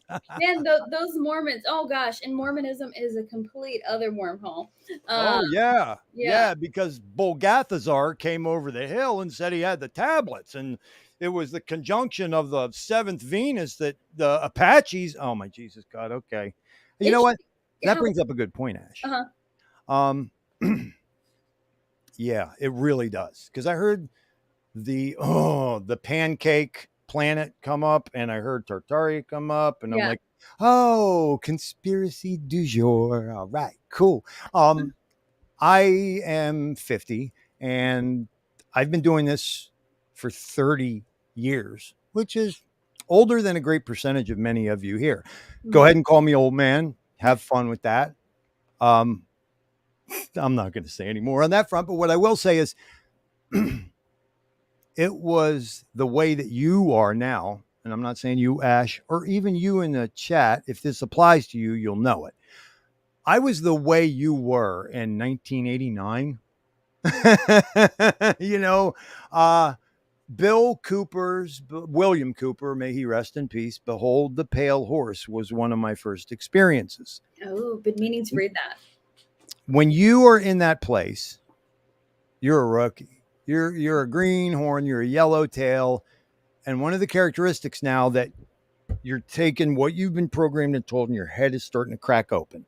If you're doing it the right way, you're going to cry and shake and doubt and be freaked the fuck out, and you're going to lose some sleep. But here's another thing.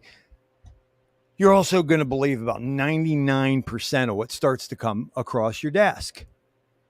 Right? So when people were like, the gray aliens inhabited LBJ's body, and he took the rifle and gave it to Lee Harvey Oswald, and then he put him in the library, and then the spaceship came down and they actually made it look like it. And you're just like, oh, wow. Dude, do you realize that you could follow this path till your dying fucking day and get nowhere? If you're going to operate in the world of conspiracy analysis, because that's what we do, you got to realize the lack of intelligence you have, even if you're the smartest person ever. You got to understand how easy it is to get misdirected off the path. But you have to also understand the amount of intentional misdirects that are seeded into any move in the right 100%. Yes. Yep. And that's called street smart Northeast, motherfuckers. Actually, Thothschild. And it's funny because you're like, when people are in this position to start investigating, I'm like, yeah, is this a Northeastern? You know what? Because I'm like, I've been raised in a family to question things and to always question the narrative. So I've been so fortunate to have been born into that. I'm like, is that the Northeast combined with the Scots-Irish suspiciousness? Oh, you got some of that too? I do, Oh, so I do too. The two cultures, I got Siciliano, Polak, Scotch-Irish predominant. The story about the North African, you'll love this, Ash. I say, well, my fantasy is that my great Sicilian grandmother fell in love with a Barbary pirate. It's like, no, he actually raped the shit out of her, but that's a nice thought, Oh my God. Try to sanitize it a bit. Don't we? Oh my God. Hilarious. I love that. But I have to say, like, you realize like how much of a blessing it is to grow up in a family where you don't accept everything as fact, where you do question things and investigate things on your own and DYOR, do your own, research all the time. And your kids are growing up in that same environment, which is awesome. Yeah, I got a wake up call as far as that goes. Like, because then after Bill Cooper, I tell this story often too. It was like, it was David Icke and Bill Mars Mm, and Michael Sarion and all these people. Um, it was Icke who had such profound influence, but also at the end of the day pissed me off mm. because it was like I found Dr. Joseph Farrell at Giza Death Star in Oxford University, and I was like, oh, footnotes. You know what I mean? Like David Icke would be like, oh, Mike, and the queen turned into the white dragon and bit all the little kitties' heads off. And you're like, okay, that like I'm down, but can you do help us? You can't Yeah. just say that shit and Reference. run. And then Yeah. you do that all the time, you know? So when you find Catherine Austin Fitz, you find Dr. Joseph P. Farrell, you find even people make fun of him, but Daniel List, the dark journalist, that motherfucker's assiduous in giving the credit and showing you the research path kind of thing. And that's a breath of fresh air if you've been reading David Icke books. I got to give him his credit. I mean, he Yeah. blew my head wide open and he was right on a lot. But Yeah. No, I mean, it's true. So sometimes I forget there was a book I had read not too long ago. And I'm like, yeah, this is interesting, but there's no references. You're basically making up your own stories around your certain ideas, which does have its purpose in certain places to open your mind and open your eyes to certain things. But past the point, you have to be able to kind of show your work. Like when you learn math, to a degree, show how yeah. you got to Oh my God, you just brought that up and I got cold sweat goosebumps. show your Because work. I used to think I could just fudge my way through math, and the teacher would be like, "Show your work," and I'd be like, "Ah, fuck." I hated that because I've always been bad in math, but sometimes I could figure out something without showing my work, and I'm like, yes, I finally know it, but I don't know how to show how I got there. I told that story about jazz theory last night. I mean, I learned the shit. I Uh-huh. learned it and quit it 3 times. Do you know why?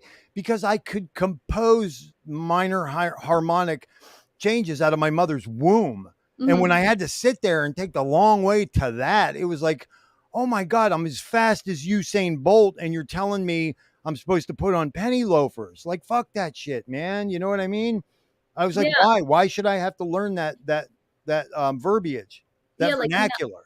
yeah, not everybody is built that way, and not like I And was I'm ever not told dissing it wholesale. There's something to be said for it. You know, you got to read a chart if you're going to play with 32 guys in a half hour. I get that. I'm not wholesale dissing it. I'm just saying you understand what I'm saying.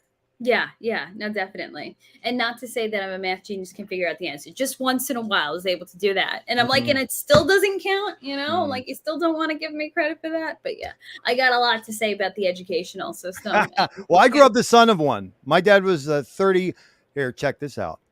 34-year inner city learning disabled Mm, kids. Now, you guys understand, those of you who are educators, you know what that means. That mhm. means the man had 1 year to go to hit that longer pays better, bigger pays better multiplier in the union game for teachers. He couldn't make it. It was literally killing him. Now, do you think it was the children killing him? It was the people, Common, the adults. yeah, it was rotten to the common core that was killing my father. Oh, so specifically Common Core. Oh It gosh, was yeah, the corporatization and statistic gathering of above all of the children. yeah. And then we just got to see what it really is with what started in March 2020. Now, didn't we? I got called a motherfucking terrorist for being concerned about my kids. Oh, Yeah. I'll never forget that. I got long memory. I Oh know yeah, every yeah. name. They were calling parents domestic terrorists. That's what Yeah, they called us. anybody Yeah. who advocates for their children. Yeah, and it's like if you believe in the Bible, where the Bible talks about that good is evil and evil is good. We In live the in end that times. upside down And, world. and another feature of that, yeah, from the Apocrypha, and I found this to be an interesting challenge. The men and the women will not be able to have successful relations. Good will Interesting. become evil, evil will become good. I call it, yeah, the upside down. Other people have called it that. Crazy world. We're living in crazy world. Mhm. This to me is a feature, not a bug, if you draw out as macrocosmically as possible, even though it fucking sucks. Like I didn't get married and have 4 kids so I could get divorced. Like that. No. Yeah. It's really frustrating and I'm tired. It's starting to wear on me, some of it. But yeah, you nailed it, sis. Like, Yeah, I mean, and we're just kind of in this, Well, I guess you know what, the Great Reset we know is this terrible, evil thing, but the Great Reset The really is. greater reset is, I Yeah, think, the way we say it, right? The greater reset. the Greater Reset. Yeah, I'm like, it kind of gives an opportunity to turn over a new leaf by waking people up and people changing the way they live and do things as a way of resisting. Um, I think so. There's the good you can pull out of the terrible. And I think all these things, and parents being called domestic terrorists, and this whole past 2 or 3 years have woken up people and have changed the way people want to do things, and they're pulling their children out of schools, and they're Yeah. and they're changing their lives and their Oh, homes. that happened with the Fury where I'm at. It really did. Yeah, Um, I used to be a teacher did too, you? but I got out early because I'm like, I ain't doing this. Absolutely not. You're like, oh, you wake up in the morning, you're like, yay, only 33 more years of this to go. Oh no, I knew I wasn't going to do it the rest. I knew during my master's that I didn't Really? want it because you need a master's in New York to teach. But I'm like, let me just finish it and then have the Wait, you need a master's. master's in New York to teach. That's right. I heard that. And it's so strange, the lack of uniformity, because you actually only need a baseball hat and buck teeth to teach in Tennessee. So where And you know what? And everybody is still idiots with their masters. All these, all oh these. my God. Yeah, they hide behind academia. Oh Academia. shoot, Holy yeah. fuck. And let me tell you, I Mhm. went to for all throughout my school years, I've gone to top schools. Not completely intentional. It just happened. My parents having us live in the right places. The school that I happened to Oh my like. God. That has a lot to do with everything. Sure.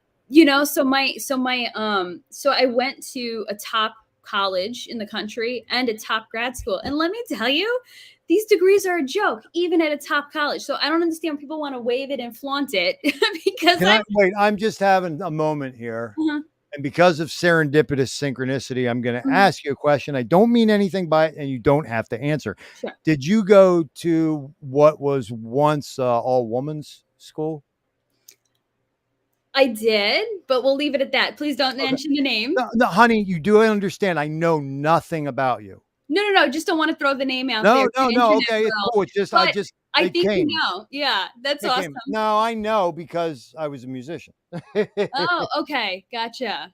Interesting. Yeah. So once upon a That time. was weird. Hey, Hexico, did you just see that and hear that? That was real. It wasn't scripted. And So you were a musician there. Oh, because they had that program. They had that no, awesome. no, that's not how I meant it. I meant it that resonance of vibration means Oh, everything. It was an entendre statement because it mhm. means that I've been reading resonance and vibration all my life, but it also meant that I ran the circuit. I was a gigging musician. So if there was a Rathskeller or a bar on a campus, perhaps somewhere, Mhm. it's a good Okay. chance I might have played it if it was in one of 4 or 5 states. Interesting. Oh, Yes. that's cool. Yeah. So and it was so that school was a top school in the country. I mean, I think it kind of has slipped, but at the time it was. And and looking at Well, it's it, like probably because they started letting trannies in. No, I'm just kidding. no, you want you I don't I just think everywhere people don't want to be held to certain standards, and all the colleges have slipped with that because this used to be an academically rigorous school. But even in that, you're taking the program and you're like, this is all a joke because this doesn't prepare you anymore for anything else. Yeah, it's tedious. But be having a teaching degree, master's, but that does not make you a better teacher. I had 1 or 2 useful classes in my whole thing. So it's so Right. ridiculous that they make you go through this. And then it makes you think that these teachers are these great, highly educated people. Meanwhile, they're just like educated idiots, you Yeah, know? and you're like, "Well, it doesn't fix everything." It's like, "Yeah, I talked to Tracy the other day. She was magna cum laude. How you doing, girlfriend? She's managing an Arby's, honey." Oh my God. Yeah. So none of this means anything. So that's why I hate like when I'm on Twitter and people want to put their degrees, even their masters after their name. Well, You know? they know better with me, man.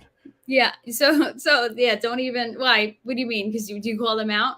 Because I could scarcely give a shit. Yeah. Well, I'm gonna go. I almost got shot in Philly twice. Hmm. I used to grow weed in brownstones. Oh, You okay. you think do you think that PhD or MA means more than that? Okay, cool. We can Hmm. talk about that now. Yeah. Because and I hate that it becomes like something that becomes so idolized. Oh my God. My God. especially in education. So that people believe, oh, the teachers now know better than the parents do. Absolutely not. That's but and it's interesting because also IQs have slipped in education, in teaching.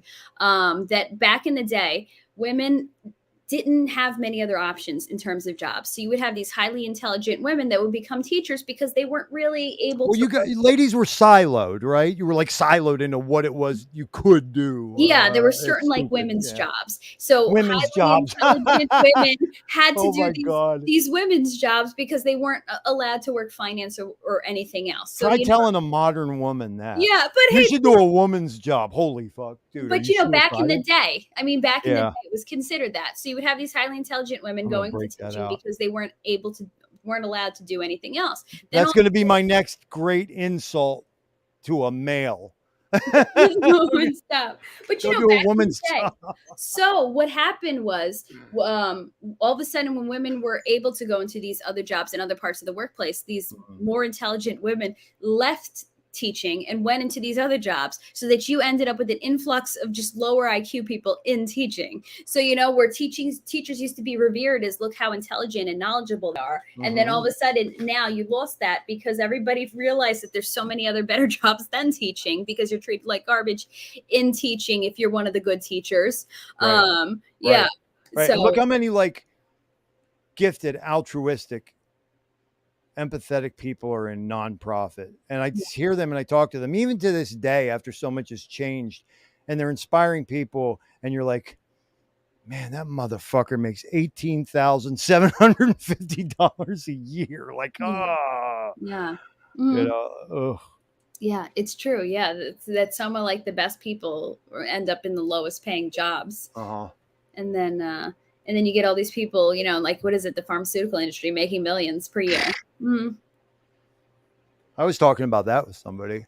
The two fields that have a special place in Dante's Inferno in the modern era are the two where, from the starter's pistol, from jump, you take an oath and you fuck your oath right away. One is the Hippocratic on the allopathic side of medicine.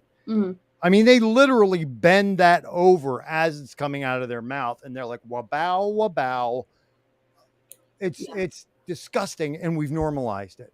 The other is the lawyers, who take a similar oath, and guess what theirs is? Truth and justice. I didn't know that lawyers took an oath. They take oaths. They all take oaths, and they swear to truth and justice. Have you ever heard of a lawyer, much less met one, that at the end of the day, the ultimate answer, the ultimate barometer of measurement, the metric, is truth and justice?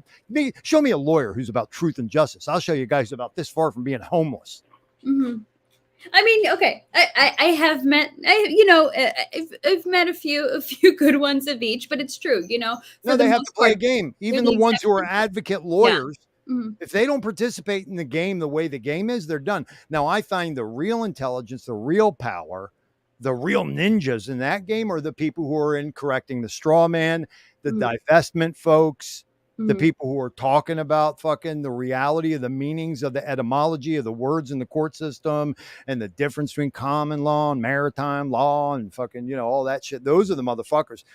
Big is B. I talked about him recently. He's a Southern gentleman. That's how it sounds. Big is B. He's a streamer, and by any traditional metric, he has absolutely no right to be practicing law. And he avoids the penalties, on a regular basis for practicing law. But that's not what he's doing. He's advocating, he's observing, and he's taken the books as they stand, okay? Which, by the way, guys, Black's Law, careful. Like, if you go with Black's Law Dictionary, you got to go like 7th, 6th, 5th edition or earlier, because they said, there's too many people finding the truth and getting the loopholes in Black's Law Dictionary. And what are we on now? Like 13 or something?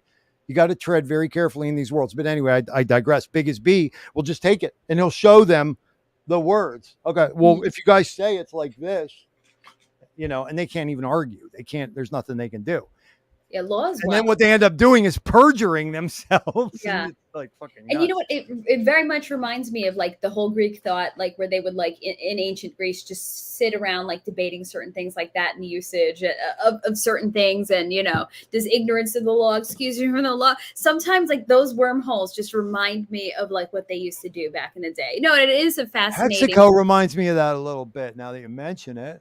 Oh, yeah. Think Yeah. about how much time do we spend talking about this shit? It's like we have our own symposiums all the time, That would be pretty Wow. awesome to do like a Greek style symposium in person. The only difference is that around here, I guess man boy love isn't the highest ethos. Oh boy.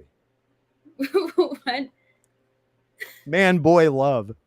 Oh. Oh, the most noblest of things is to be gay. Super gay. Okay. Oh yeah, No. all the Nambla stuff. All right. It was like, wait. I'm like, am I missing something? Yeah. Yeah. Oh, with me, be careful, right? No, I Okay. used to Yeah. live in Boulder, Colorado. I saw their storefront. Their Go. storefront. They're official, guys. Oh, that official out there. The Okay. Association of Man Boy Love. Don't judge me. Now, what happened to the whole where everybody's out to kill these people, the unaliving of the pedophiles? Why does that why I can't Well, fathom. okay, they make it what they're doing. I figured that out. I know what you're talking about. I know exactly what you're talking about. If there's a redeeming, if there's a redeeming quality in what I got to be careful because I don't, you want to go, if there's a redeeming quality in the sheeple. No, I don't want to do that because that's a huge turnoff. I know it.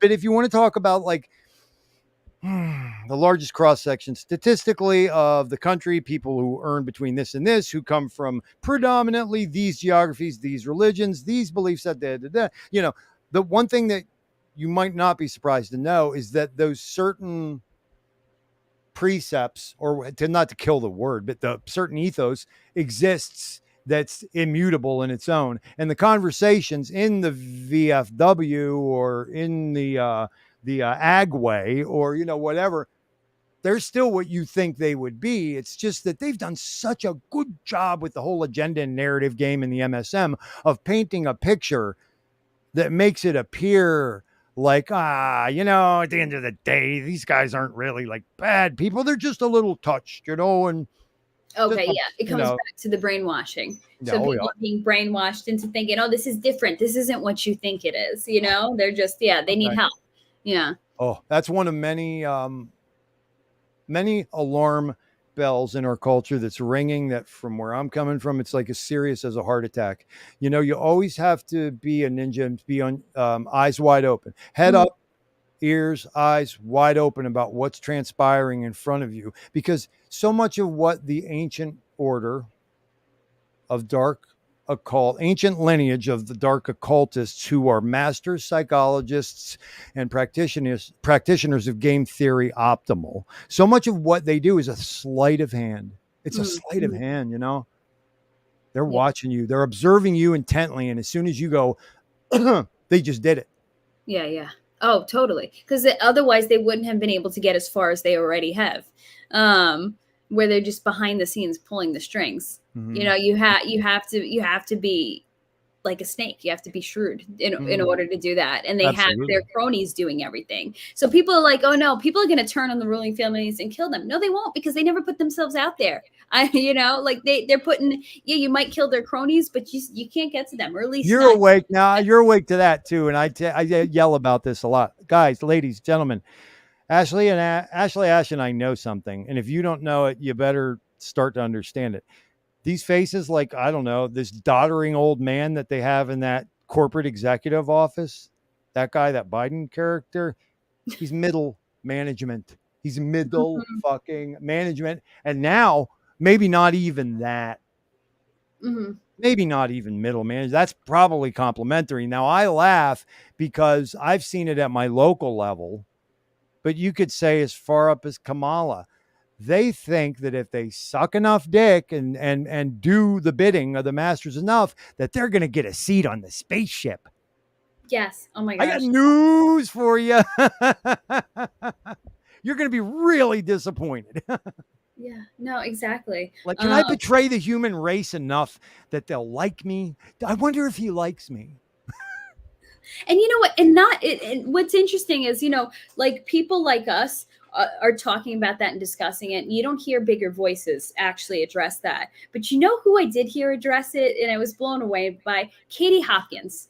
Are you familiar with Katie Hopkins? No. You're not? No, Okay. is that a anchor woman or some sort? She was like a political pundit, got canceled, of course, all the good ones do. English lady, like they really went after her.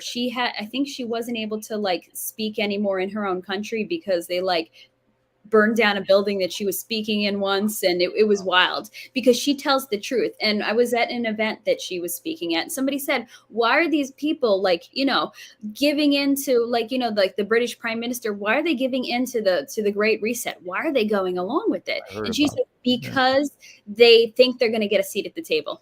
That's what they believe. And That's they're what Catherine Austin Fitts tells us all the time too. Are you familiar with her, Ashley? Catherine Austin Fitts, the former Undersecretary of Housing, Catherine no, Austin I Fitts. don't think so. You'll love her. You'll love her. Smart as a whip. Mhm. She was part of the whole thing when Rummy came on 9/10 and said, "Oh darn, $4 trillion missing." We'll get Yeah. back to everybody about that tomorrow. In fact, we'll get Mhm. back to y'all tomorrow morning around I don't know 9:30. How's that Yeah. sound?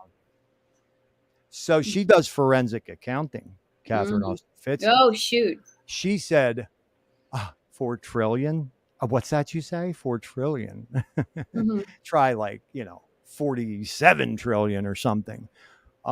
That's what's funding this off-planet shit and all these strange space programs.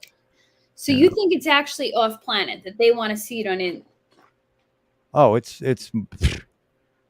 Mm. people need to know. What's what's his face? He found he got the files. He broke in and got the files, and they were right there. USS such and such, Rear Admiral General such and such, rotation on deck duty, such Mm. and such. It's right there. Now, Interesting. crypto's a good place to talk about Mm. the kids who are in their late teens and early 20s who can afford the infrared goggles. Look at what them motherfuckers have been seeing. Now, that's the kind of thing I love because we don't have to sit here and go round and round and round like you're going to go with one person who definitively says it's a Newtonian ball and the other motherfucker's going to treat you like you're Satan because you don't agree that it's a goddamn pancake. Like those guys really need to breathe for a second. That's why I'm like, that's a distraction. I'm like, that is misdirection. Honey, I said the day that hit, Hmm. I said, there's some guys having port and cigars who are slapping their knees right now. They Oh said, yeah. let's see how dumb these bucktooth assholes really are. Hmm. Okay, now here's the thing. Flat Earth people got some jams facts. Like flat earthers step with about 10 to 15 facts that'll blow a lot of people out of the water, right? Hmm. And you're just like, oh shit, I need to reconsider some things. But it doesn't have to be a pancake, nor does it have to be a sphere. In fact, Thothschild is a major, North American proponent of the panspermia ethos and the butt plug shape of the earth. I think we actually live in a anal butt plug. And Oh, I see. I see now. I see the connection between the two. right, right. Guys, are my kids gonna have more opportunity tomorrow if one of you guys is more right? Hmm. You guys won't fucking work on 900,000 things that could make life more just, more equitable, more open, more fair, more cool. You're not even brave. You're not even brave enough, guys. And that's what so much of this comes down to. And forgive me, ladies, but I need to speak to these motherfuckers. Does this nose look like I've ever shied away from a fight? And I'm not God's gift, guys, okay? Now, granted, I will kill you in a verbal thing 99 times out of 100, but I'm only winning 83% of my fights. So, guys, why do so many men not have nuts? Like you don't believe, you don't, oh right, you're too comfy. Dr. Pepper in mom's basement and role playing and video games and your blow up doll. That did it. Oh man, you're fulfilled now. Doesn't need to go any farther. I'm too comfortable. Great. Okay. Well, I'll tell you something here. I'm going to give that to you. I'm going to let you have that whole world. you can have that convenience. You can have that set of the technology even. I took an oath from the time I had, well, I'm not going to say it that way. That's grossing, and you're with ladies.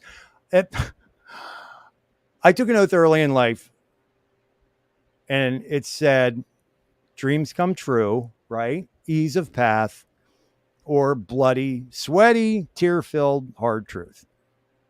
I hated that conversation because I usually didn't initiate it. Okay, yeah, Thothschild's schizophrenic. I don't care what you think it is.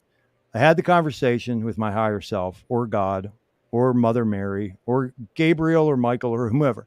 And every time I was like, fuck, like I want to answer this the way I want to answer it for a change, but I fucking can't. Yes, truth, asshole, and I don't really know. I'm not going to sit here and be like, I'm noble and you're not, or I'm special and you're not.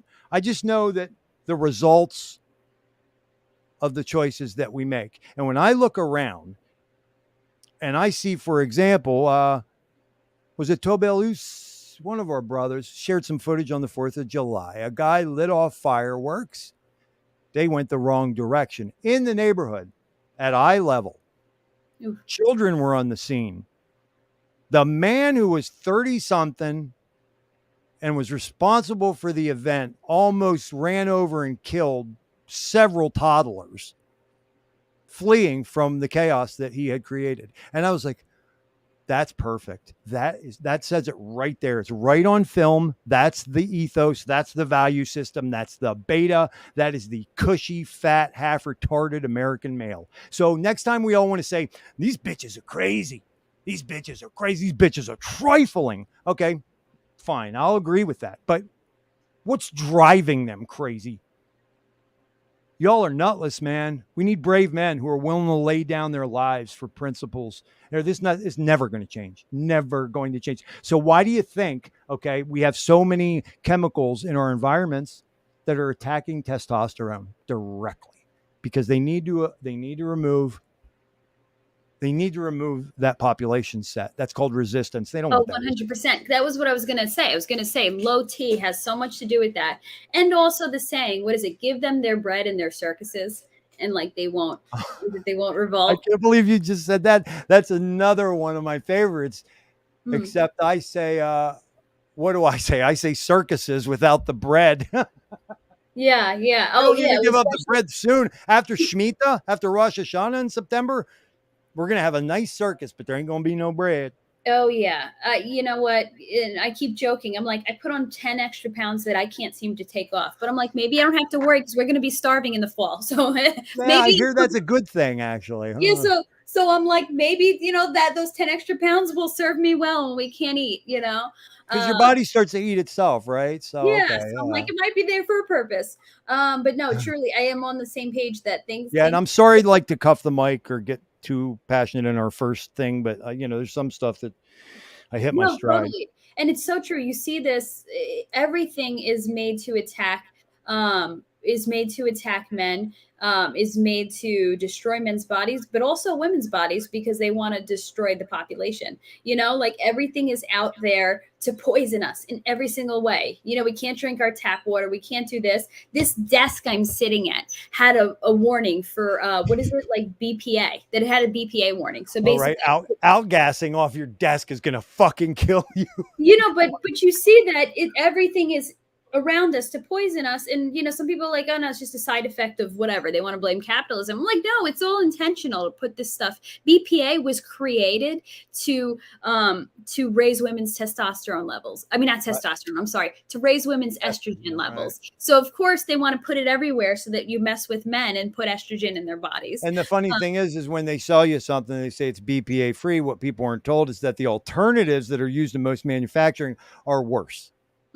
So they'll say BPA free, and you should be proud of that. And they don't tell you that the shit that comes after that. We should be drinking out of, we should be drinking out of glass. We should be drinking from, our streams. I think there is a find a stream place. We can find your local clean stream, not actually literal streams. Sorry, find a spring where you can find the spring. Yeah, potable water is a big part of what's coming. Yeah. Okay. Like I'm not, Wales and I say this often, like, Do we want power? Do we want autonomy? Do we want wealth? No, we don't want it. It's our fucking birthright, and we're going to stand up and grab it. Now, here's Yeah. the thing. When you say when Armani and when Lambo, I'm saying when potable water, when defensible holdings of land, right? When an Same escape route, page. Yeah. when power, when a circulating source of food supply. How could I set up my compound that the women and children would be safe for a month if I had to be gone? This is how I'm thinking. And they're like, when Lambo? I'm like, great, get your fucking Lambo. I wonder if those mechanics are going to be in shortage when the fit hits the shan. Yeah. And those exotic cars don't do too well sometimes. Yeah, with potholes. Yeah. Oh, forget. Yeah. I mean, no, totally. I mean, Oh my God. I think an Aston Martin's a beautiful car, but I rather disappear into the wilderness of upstate New York sometimes too. And you know what? I would love a Bugatti. I would. Oh, that would be hot as shit, right? But priorities, you're like, Yeah. So I'm looking at like, okay, cool. Like I do love cars and I love the Pontiac Aztek. And I'm like, how can I outfit a Pontiac Aztek to make it? right. Oh my God. I'm like, can I do a screen share? What? Can I do a screen share? I love this. It tickles me. Okay, yeah. Well, I don't know. I'll give it to you to look at, and then if you feel like sharing it, I don't know how to share certain things on a screen that's not a video. That's my problem. I still don't know. Okay, so if you're going down there, and I'm assuming you have a bottom line that is mute, stop cam settings, share, and leave studio, right at the bottom. No. Oh, share. Yes, I found share, and it only gives me slides, video file. Oh no, here's the thing. If you bring up a dedicated window that's a preview window, are you using a Mac or a PC? Using a Mac. I'm using a Mac. So you're going to get an opportunity. Oh my God, you and I starting to get weird in here. Because everybody's like, oh, you use a Mac? Like, what do you have, herpes or something? Like, okay. So you're going to get preview option, and it's going to give you what's going to be added to your choice options. There is stuff that wasn't formerly there if you have it. So hold on. I'll give you an example. Man, I got too much shit on my desktop. Ever since I joined Hexico, it's all become like. Jen Hex says I might need more than one monitor to share. Oh, really? Okay. I'm still figuring out this StreamYard stuff. Yeah. This is hilarious. Oh, God. Mares eat oats and does eat oats and little lambs eat ivy. A kettle eat ivy too, wouldn't you? But just while we're figuring this out, I wanted to add something else to the car conversation. Sure. Right now, I think people need to hang on to their cars because, like, if you look at places like Argentina, I think was it the Argentinian economic collapse that happened around 2000? Am I getting the country right? Yeah, but they said that cars became a store of value, and if we're looking at the car shortages and how much cars have gone up in order to buy. A new car. Some people around here have seen cars 20 over sticker. So hang on to cars. If you need a new car, hang on to your old one. That's my advice to everyone. And just like, and if you can get your new one without trading in your old one, keep them both and maintain it because cars are going to become hugely valuable with what's ahead. Right. Yeah. See, that's one thing. Like I never know how to feel about some of those things because there's something about my innate wisdom that says, dude, you're never going to get a survivalist situation, like a Mad Max situation, because the guys that are like setting all this up to fall or demolish it in a certain way, they're going to make sure they have every nook and cranny of your pancake or your sphere covered. Mm-hmm. So it's never going to be like, they're going to go, shucks, well, they got that 400-acre thing up in Vermont. I guess we ought to just let them go, fuck them. They're not doing it. No, guys, that's not how it's going to work. No, they're going to be after you. But I just mean, even like in not exactly a survival situation, but the fact that, the Great Reset Agenda 2030, they don't want us to be able to drive. So it's going to be harder to get cars. And it's important to keep your hands on. True. And they become store value because they've gone up so much. My spare car that is, I'm sure, worth double now because of the fact that people can't get their hands on cars. So that's one of my, cars. I am really impressed. And they told me the one feature that was told me, because, I'm like, what do I expect? Like, is this girl a dabbler? And somebody said, dude, other than maybe Kool-Aid on like the occult side and the antiquity side, but she's like, other than a couple people, like she's like one of the most well researched. And I was like, really? I'm enthusiastic. Like, oh my God, she sounds like a manna from heaven. So let's see. And I'm hearing you talk. And from the moment when I was helping the kids and doing the dishes and listening to you bringing up 2030, I have to tell you, I just want to say thank you. Like, thank you for being you. Oh, thank you. No, and you know what? And thank you for coming on and discussing this with me, because not a lot of people like get it. Sorry, I had a bug fly into my face. And also, and to everybody who still hangs around and comes back week after week, you know, because these are our people. Oh, and there are people. I love my return. you know? Yeah, my return people. I mean, because you got to realize, even though we're waking up at this exponential rate and all this cool awareness is happening, it's still like a reputational roll of the dice to not only watch this week in and week out, but you're like up there in the live chat. So now the shittiest people among us, they do that whole guilt by association thing. So well, Thothschild's completely fucked. I thought that Ashley Ash was fucked. I see Jen Hex and Luther and T-Bird and Tintop and TB up in their chats, so they must be fucked, you know, as if they're their arbiters of normalcy, you know. I'm like, I'm sure. I'm like, everybody always probably thinks I'm insane. You know, I think a little different than people around here. So I'm like, whatever people want to think. Okay, I see the spare thing, so I can add it to stream. Is it the truck? Are you seeing it? Yes. Truck? Okay. Because you were talking about that, like the post-apocalyptic vehicle. And I got so excited about the Toyota Tacoma Tacozilla until I found out that they weren't going to do it in mass production. Oh. Like, not only is that my fucking color scheme, like I'm an October baby, that's my color scheme, but it's got a winch. I could put a machine gun on top of that motherfucker. I mean, that's a pretty hardcore car. Oh my God. That's awesome. And look at the light bar, the placement of it. Yes. Oh, and that intake up there. Yes, it's nuts. Now they have websites where you can look at the 360-degree view. Yeah. It's got features on it fucking everywhere. And I was thinking, my God, like a fleet of like 5 or 6 of those, you'd have a serious rolling tribe, man.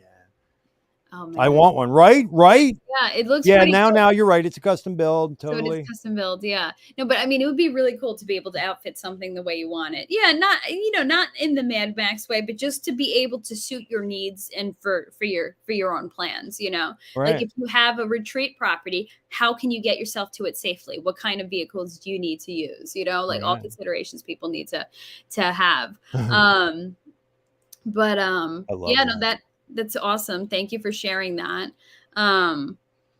Yeah, I saw like it was a Pontiac Aztec that seems outfitted pretty well. That's the one that you said, right? I love taking like the idea of taking an older car and then just, and modifying it to what for what you need. And okay, I know the GM family isn't always the most reliable, but back then in 2000, they were pretty decent. Not sure if we're going to be living ever in that kind of a marginalized situation, it is precisely all of the aftermarket stuff and the skill of your mechanics and your engineers that's going to make the difference anyway. Yeah. So, the first thing we're going to do is we're going to have these things running on water or cooking oil. So that's going to change a whole lot there, like. And, I think now it's top. Yep. Sorry. It's time to get our vehicles now because I think, what is it, 2024 or 2025? They want to make it a mandatory kill switch in all vehicles. Have you heard about that? Yeah. And it's why I repudiate the whole master chip motherboard vehicle, because that's where it's you're too easy to take out at that point. They're like, damn, we can't pin him down. Can't shut him up. Haven't been able to get him to slip in the shower. Damn, we can't shoot him with the heart attack dart. Oh, wait a minute. That brother's driving a Wawa. Beep. Yeah. There's so much potential for evil with that. And I ended up buying out my lease. I didn't want to, but I wanted to get something bigger. And I wanted to get a pickup truck. And you rock. So, because, to do all my upstate adventuring and, And it's really wild, and it really shows the state of things in the United States when you walk into a showroom and they're having to put used cars on the showroom because they don't even have the new start cars, and they're like, if you wanted to release the vehicle you own, I mean that you currently are leasing, they're like, we don't even have it for you. And then and the prices they were quoting me per month, like I'm not going to go and pay $600 or $700 a month for a lease and have to put money down on top of that. Mhm. Forget it. Like, I know better. I'm not dumb. You're not going to sucker me into that. So I ended up buying out my lease, my 2019 SUV, and I was like, and once I heard that kill switch thing, I'm like, okay, I'm glad I have a recent car that's made before that whole thing comes in, because I'm like, okay, let's make. I think we're just gonna have to start buying older cars.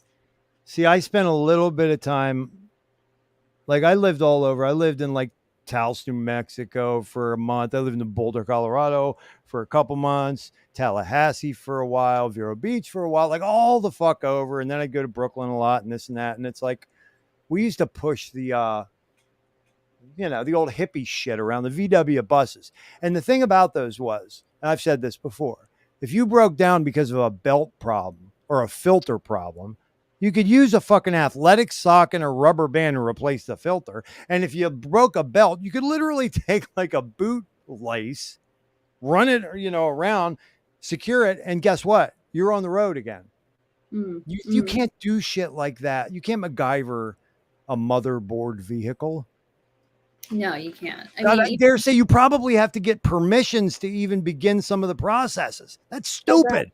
Well, what they were testing in Europe, that you have to pay per month for certain features of your car. So like, yeah, already they have way too much control about what's happening in your car. Yeah. So like, and even like, yeah, when you raise the hood on these newer cars, like my '07 hatchback, everything looks normal, and I can understand what I'm looking at. My 2019 SUV, like it looks like foreign to me. Like it changes so fast, and yeah, and it's probably all intentional too. So they're like, listen, I know you're gonna hate us for this, but the law was passed on, so just hear me out, okay? We have to add $79 a month to your lease. $79, what the fuck for? Honey, relax, okay?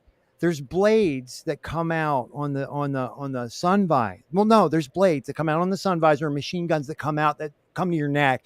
If you step out of line, these probably engaged. They're going to blow your head clean off, and then you have to actually make sure that you have money for us to get the remains to the morgue. So that's going to be another $39. Like, wait, what?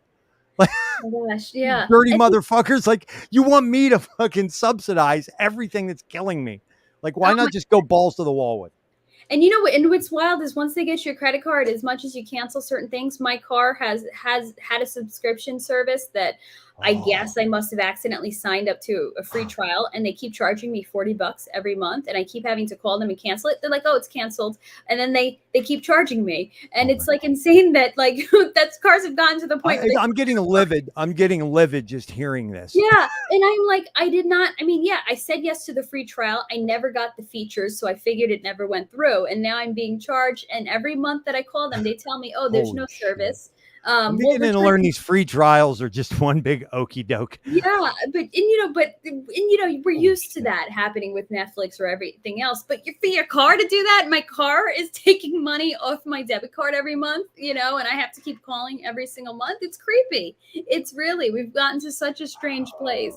I don't know how old you were back in '88, but I have a distinct, or was it '91? I have a distinct memory of gas costing like $1. So, wow. You know what? We got pretty close a few years ago.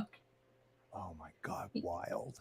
I'm so mad about that right now. I want to like become an advocate with you and like yell at people on the phone during the day or something. Oh, for the car stuff. Yeah. And I have to say, I do love tech. It is fun to have updated tech in a car, and I enjoy it. But I do recognize the problems, the dangers. Like, I think it's really interesting here that Torrin's saying OnStar can be hacked. I'm interested in learning more about what is happening with OnStar. I always, even as a kid, when OnStar first came out, I found it creepy that they knew where you were and could track you and could, even as a kid, I knew something was wrong with it. But it's interesting that it has security vulnerabilities like that. So now that's something I'm going to have to look into. It's one of my favorite classes of people that I look at, and I'm like a total fanboy, is the really legit justice, truth, sovereignty, autonomy, hackers. Mhm. I feel like they're the defenders of fucking mankind, and I have zero skills in that arena. Yeah. It's not in my wheelhouse, a specialty to act in that capacity. We need everybody. We need everybody from the botanist to the violinist. But these guys that are willing to do God's work as the hackers and the tech Mhm. people, you guys have my respect. Like, you blow me away at what you guys can do. There's a lot of potential. Yeah, there is a lot of potential for good. It's just like anything else. Use it for good, use it for evil. It's amazing to see that. Well, It where do being the bad guys get their talent from? Right? It's the people they bust and they give them a no option, come Yeah. work for us or you're done. You're going to become somebody's boyfriend or come work for us. So they go work Yeah. for them. But where'd they come from? Where'd the talent pool come from? The same place the talent pool came from in corporate pop hip hop versus Mhm. real hip hop. You know what I'm saying? The real shit, the fresh shit, the dope shit, the shit that gives you Yeah. energy and gives you focus and purpose and lifts you up. Man, that impetus, that energy, man, it's godlike. Well, how the fuck can we make this corporate shit hot? Well, I Mhm. guess we better infiltrate some underground groups and pluck some talent is what we Got it. better do. Because Yeah. see, the Borg is not capable of fecundity. It's not Mhm. capable of it's like saying I'm gonna carry the baby and you're gonna give me like the seed or whatever. It's fucking. Are you serious? Come on, man. But of course, that's what they're working towards. The woman is going to carry the child to term. So it is with the creatives. Mhm. Okay. They can't, all it can do is mimic. That's all the Borg is capable of, the AI is capable of. It's going to have to observe and mimic. It can't be overcome by a creative spirit and bring into being out of ether. Mhm. So Yeah. that's No. kind of what pisses it off so much. Yeah, that it doesn't. Well, isn't that like kind of like Ash in Alien? Wasn't one of like Ash's, when people start digging into Alien, one of his things was that he couldn't be like us. He couldn't create. He couldn't. Right. And And oh that's what god damn it. What's that fucking handsome gay motherfucker's name who was in the later? Is that who his character? What was the one in the oh my god, Sigourney Weaver, was that Bishop? Bishop was in the Okay, second. right. Yeah, Lance Henriksen, and then the first one was Ash, who turned on everybody. I forget that actor's name. But Who yeah, now who's the modern guy though? the modern guy. Yeah, he was David Eight, right? Shoot, what's his name?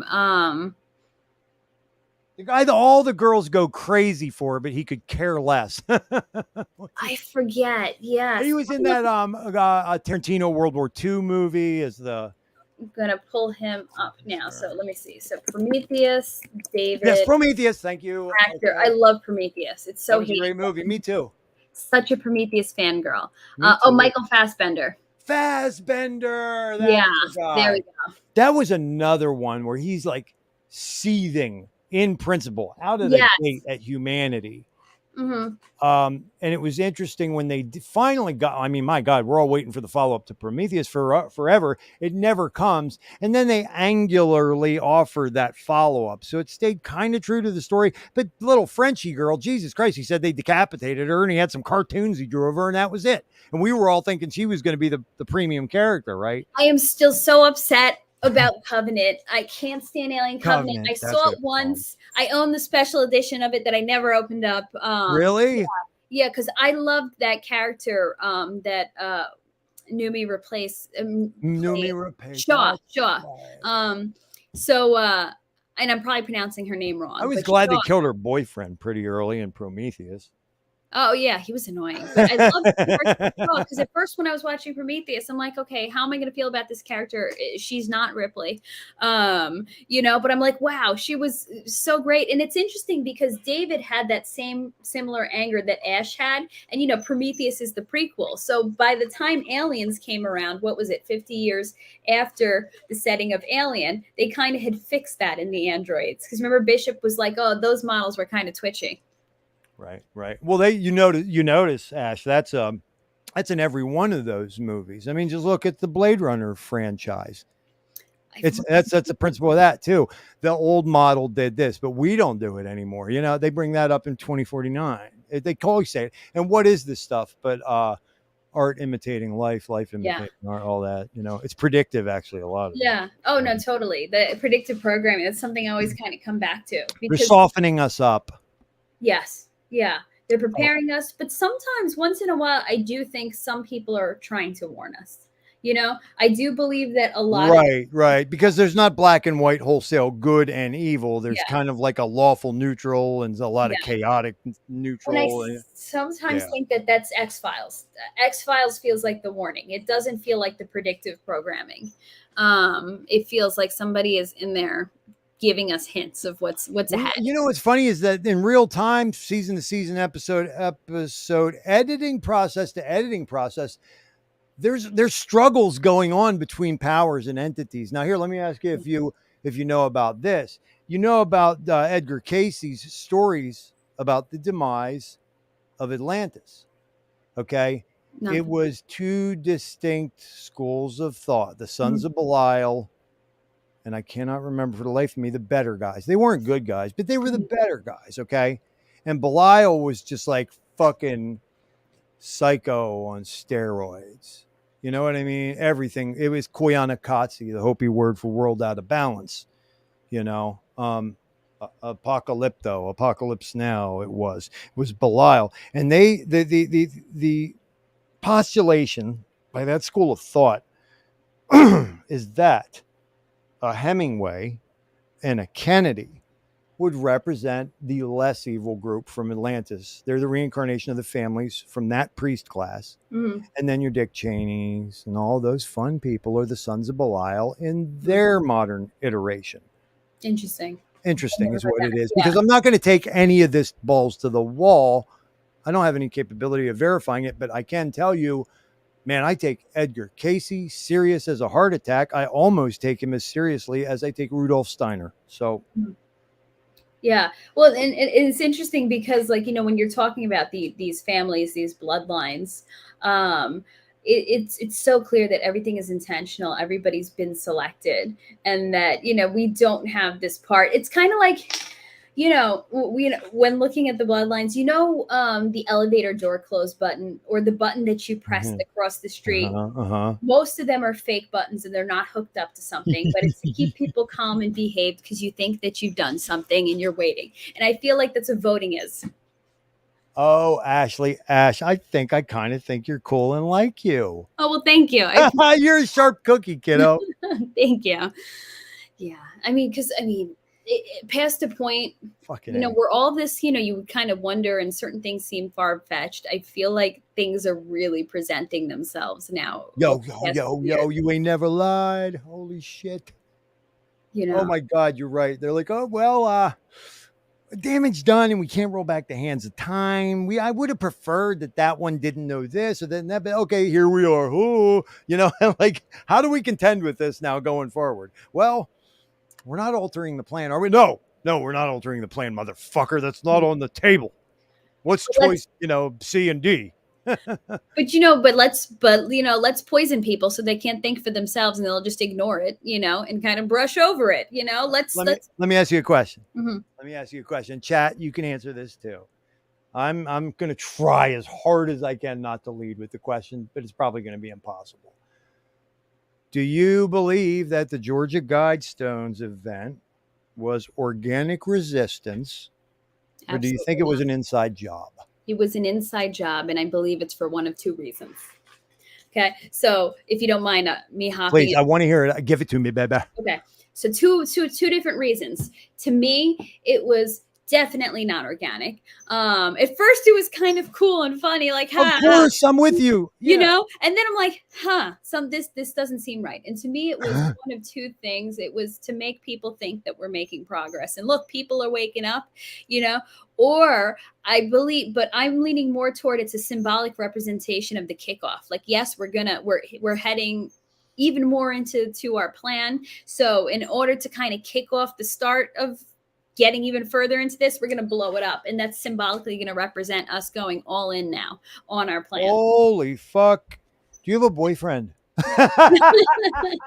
I'm fucking playing. I'm just fucking playing. Listen, I agree with you, and I'll give you a little bit more. Do you know Mhm. the panels that they blew up? Yeah. Right. It was the Hindu language was on the one side and the Swahili was on the other. Now, knowing how these people operate, Mm-hmm. we know where we are. We know what happens at the end of Shemitah, which is Mm-hmm. nothing more than the moon calendar, guys. Don't get all fucking weird on me. You know, I know you don't, I know it doesn't fly with you if I tell you like my favorite people in my life were like sons and daughters of the fucking tribe, but you get all defensive and weird. And I say, well, you're either the biggest bucktooth ignoramus around or you're in on the deal. I Mm-hmm. don't fucking care what fucking melanin or what book or what ritual. Just get the fuck out of here with that. Get over it. On Rosh Hashanah, Shemitah's over. Fit hits the shan. All you have to do is go out macro on the historical chart and you will see the Great Depression, the bond crash, the crash of the dot-coms, the fuck, everything is on the Shemitah. So we're in one right now. And, you know, September 26th, it's going to conclude. Now, I didn't last coordinate it year, with that calendar in my mind, but yeah, sorry, honey. I never made that calendar connection in my mind. Okay. But it makes sense. Cool. Gotcha. I understand. So that's, you know, what we're dealing with. We're dealing with the 13 instead of 12 because you guys, you're all smart enough and you were wondering in fourth grade, why did they let Julian and Augustus up in the thing? Because I know that Sept is 7 and I know Oct is 8, you know, and you're sitting there like, oh, it's just one of those things. Guys, like September, October, you know, Julian, Augustus. Think about it, right? So you pull up far enough and you know this is Shemitah's concluding. Now they're setting it all up real nice.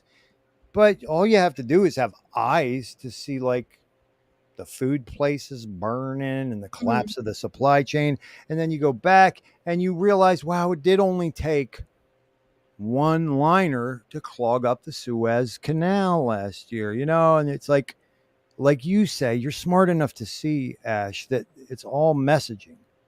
Messaging is what it is. Yeah.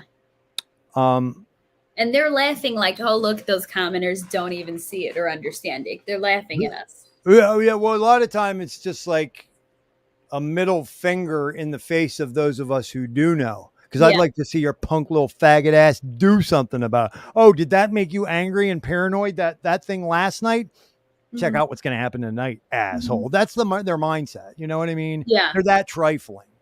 I usually tell the story of they're the dickheads on the playground, on the macadam, and they're not going to get their way at recess. So as the adult comes finally and says, that's it, Tommy, off of this thing, he's going to step on the ball. He's going to punch a couple kids on his way, kick somebody on the monkey bars. But here's the thing. They've got the whole playground rigged to fucking blow if they don't get to call the tune of the game. They're trifling. So we're in for an interesting game in real time. We most certainly are. Totally. And then, you know, knowing this and now believing this and looking back at so many other things in history, you know, it's really, it's scary and it makes so much sense, you know, when you all look at this together, all in the same context. Like I always thought those 9/11 truthers, I'm like, oh gosh, you know, because when you're from New York, it's a touchy point, you know, when you live close enough where people in your community died and you taught the kids that the 9/11 babies, you know, and everything. So you're like, how dare people say that this is, you know, that it was, and then when you start connecting the dots, you're like, yeah, our own government would totally kill its own people to, you know, to further, you know, the powers that be and increase. And then you go a little deeper and you realize government has nothing to do with that. Yeah. Government's just a face. This is just a faceless, boundary-less. I mean, even something like CERN, folks. I mean, I'm not here to tell you precisely exactly, but to me, where I'm at, and it would be very hard for me to tell you what I know in the right order to get you to see the way I see. But I'm going to testify that to me, even CERN's a bit of an okey doke. Now, I know that like takes the ground beneath your feet and you're like, well, I don't know what to fucking believe anymore. And I'm here to tell you, try living in my fucking skin for a few decades. But these people are game theory optimal masters. On my best day with the best people I've ever had in my life, could I ever get a pubic hair's worth of their skill at this? Because not only are they great at sticking together and staying on message universally. But they've learned to the mission can transcend the limits of a single lifetime. Mm. People say, well, David died. I guess the jackboot just came off the neck of humanity. No. No, they're playing the long game. Yeah, they're patient people because it's their families. They're doing it for their bloodlines. And, the fact that, and they flaunt it in front of our face because, again, because it's like, it's like a big middle finger to us. Yes. I live in the northern suburbs of New York City, around where like a lot of these people live, where Soros lives, where the Rockefeller state is. And it's interesting, this stuff that they flaunt right in front of you. Like I remember walking. And it's a known thing. People, contractors and people that work for them. Oh yeah, there's totally vaults underground. They store this stuff. They store their precious artwork. And like I remember walking on the Rockefeller estate by this lake, and there's this door that comes out of the middle, and you're like, there's a door in the middle, and I'm like, this is not a fake lake. So this isn't the door that goes to the controls. This looks like the door out of a bunker. And then I was able to confirm with somebody that, yeah, it likely was doors out of the, from the bunker. And I'm like, look, it's they're not even trying to hide it. This is just a big middle finger to us. And then Thothschild will tell you about the coke-addled, psilocybin, alcohol-fueled night where he wandered behind the Independence Hall and ended up on Long Island. Who said this? I said Thothschild will tell you a story. Oh. I'm joking. I'm trying to make light of it, but the subterranean shit is real. I mean, my God. Sure. Yeah. No, I'm totally. I'm in agreement with you on that. But I just want to, and I'm sorry, I know you have a screen share. I'm going to share that in a moment. But it's just trying to be funny. Oh yeah. Okay. Well, then I want to hop to what Torin said. Can I take a little break for 2 minutes? I got to use the room, and I'll be right back. Sure. Yeah. Thank you, dear. So way over there. Exactly. Yeah, true. That's what everything is today. But I love that. That's such a great meme. But Torin, Supreme Court, 2 major decisions in favor of freedom. And you look at this and you're like, okay, most people are like, cool, they're returning the power to their, to the states. That comes back to, our principles of freedom. It should be in the states' hands, because if we believe voting's real, which how I feel about voting, then that gives the people the ability to have a say in this. But, why all of a sudden would they do 2 things back to back? Do they really care? No, because it's a distraction, right? Because like look at the timing of everything. I'm like, they're trying to cover something up because they know that people are going to flip out and people are going to take to the streets and people are going to do things. It's all intentional, and you're on that same page. Like when you start looking, when you see them do stuff like that, you have to then keep in mind and look around and be like, what are they distracting us from? Look at this shiny object and we're going to do this behind your back, so you always have to be aware and intentional instead of like either celebrating it or protesting against it. You have to step back and say, okay, what is happening here? What is the bigger picture here? Yeah, exactly. It's sham progress. Underworld. I've heard that it's got some connections happening, to the real world. That's what I've heard. I've only been able to get through 1 movie. I wasn't into it. My friend loves it, but I have to give it another chance. I'm glad you're enjoying it. Now, this is definitely interesting. And like you guys see, like we're on the same page a lot. So all these topics are right up our alley. Yes, exactly. Predictive programming. That's predictive programming too. They're required to tell us, then they're karmically absolved. So I believe they believe.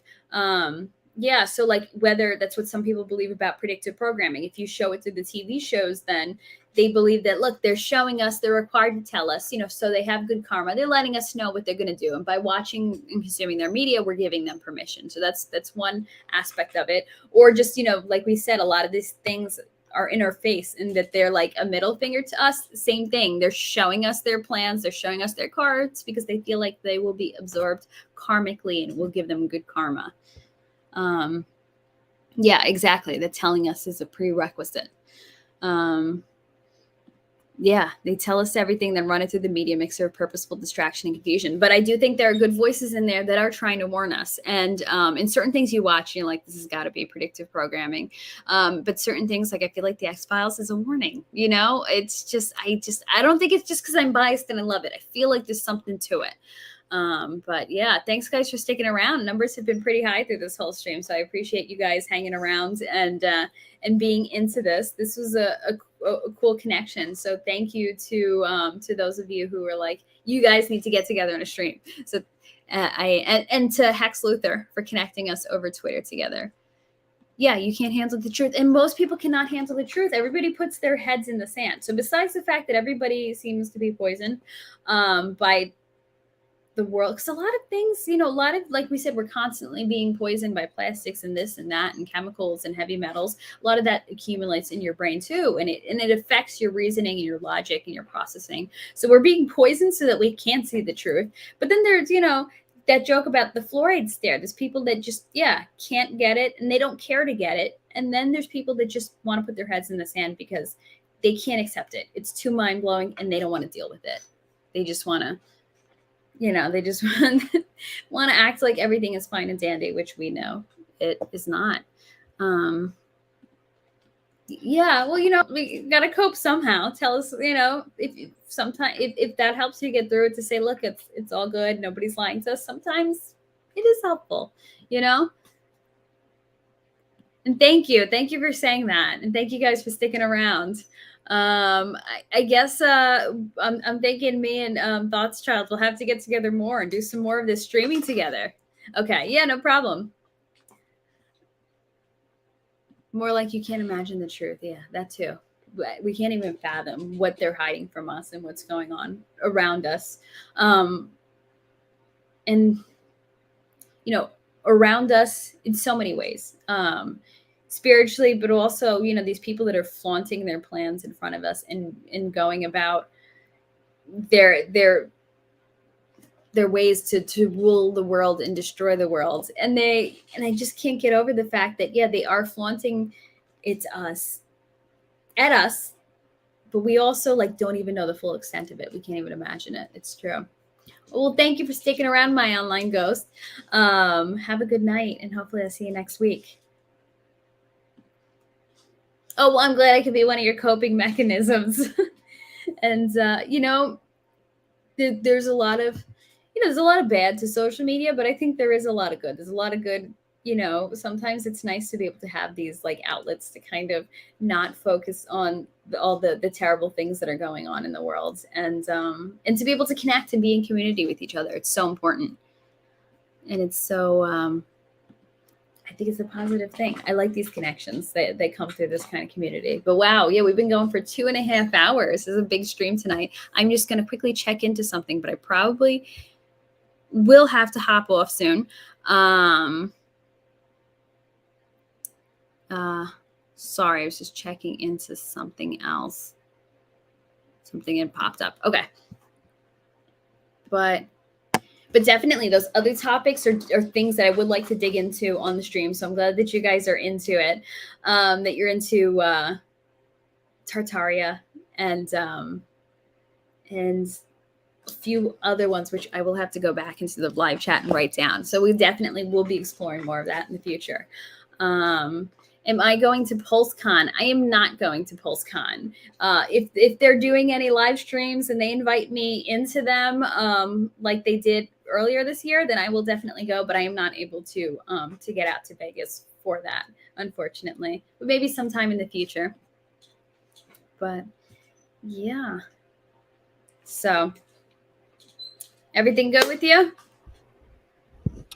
The philosopher who wanted, some final analysis about the difference between a nectarine and a plum had some further questions. Yeah. kind of caught me trying to sneak to the bathroom and sneak out. They're like, Dad, 5-year-old, could you please elucidate a little further on the difference of the roles between Goebbels and Goering? I'm like, dude, I'm streaming right now. No, I'm just kidding. He didn't say that, but No, My but kids. I said that on Twitter today. People were talking about the kids who go, "Are we there yet? Are we there yet? Are we there yet?" I was like, "Oh, isn't that cute? Why, why, why? Well, why is the sky blue? Well, why? It's like, my God, that sounds like a dream. I wish my kids would ask me like really simple, dumb shit like that. simple things, yeah, instead of well, I mean, I will it's getting late, so I will be hopping off soon because I got to be up early, and I will Oh turn shit! you You back. got to get up early on a Sunday. You go, I girl. Dang it. I did too, but and I will turn you back to your kids soon. Turn you back over to your Oh, kids. they're supposed to be the hell in bed. Forget about that. Well, it's Don't. But Saturday yeah. night. But before I do go, Uh-huh. Torin wants to know what you think about Tartaria or Tartaria. I don't know the So pronoun. what did the lady just say? She said she's got to wake up early tomorrow. No, but Listen, here. can you Okay, give let us me a do this. Let me summary, just Cliff do this. Notes? Mm-hmm. No, let's just do it. Let's just do the most basic fucking thing. It Yeah. all goes back to how we bought into their okey doke about their Mm-hmm. timelines of technology. It's Mm-hmm. just all fucking a bunch of horse shit. Um, um, okay. Have you guys ever seen the photographs of South or Central America where it's provable now that the stone work at the bottom of that wall is probably 200 to 300,000 years old, if not older? And then you go, oh, there's a flood, and then and the people went away, and then the people come back, and now there's a new tier on that wall. Mm-hmm. Well, that looks like modern engineers did it, and they don't quite have it. And then you go higher. Well, that one looks like fifth grade kids in detention. And then you get to the most recent version, and you couldn't get a goddamn razor blade on that laser cut shit that's geometrically improbably perfection at the bottom. And the motherfuckers that did the shit in the 1500s, it looks like a retarded kindergartner built it. Right? Okay. What I just said, run with that. Okay. The cathedrals, oh my God, what an okey doke.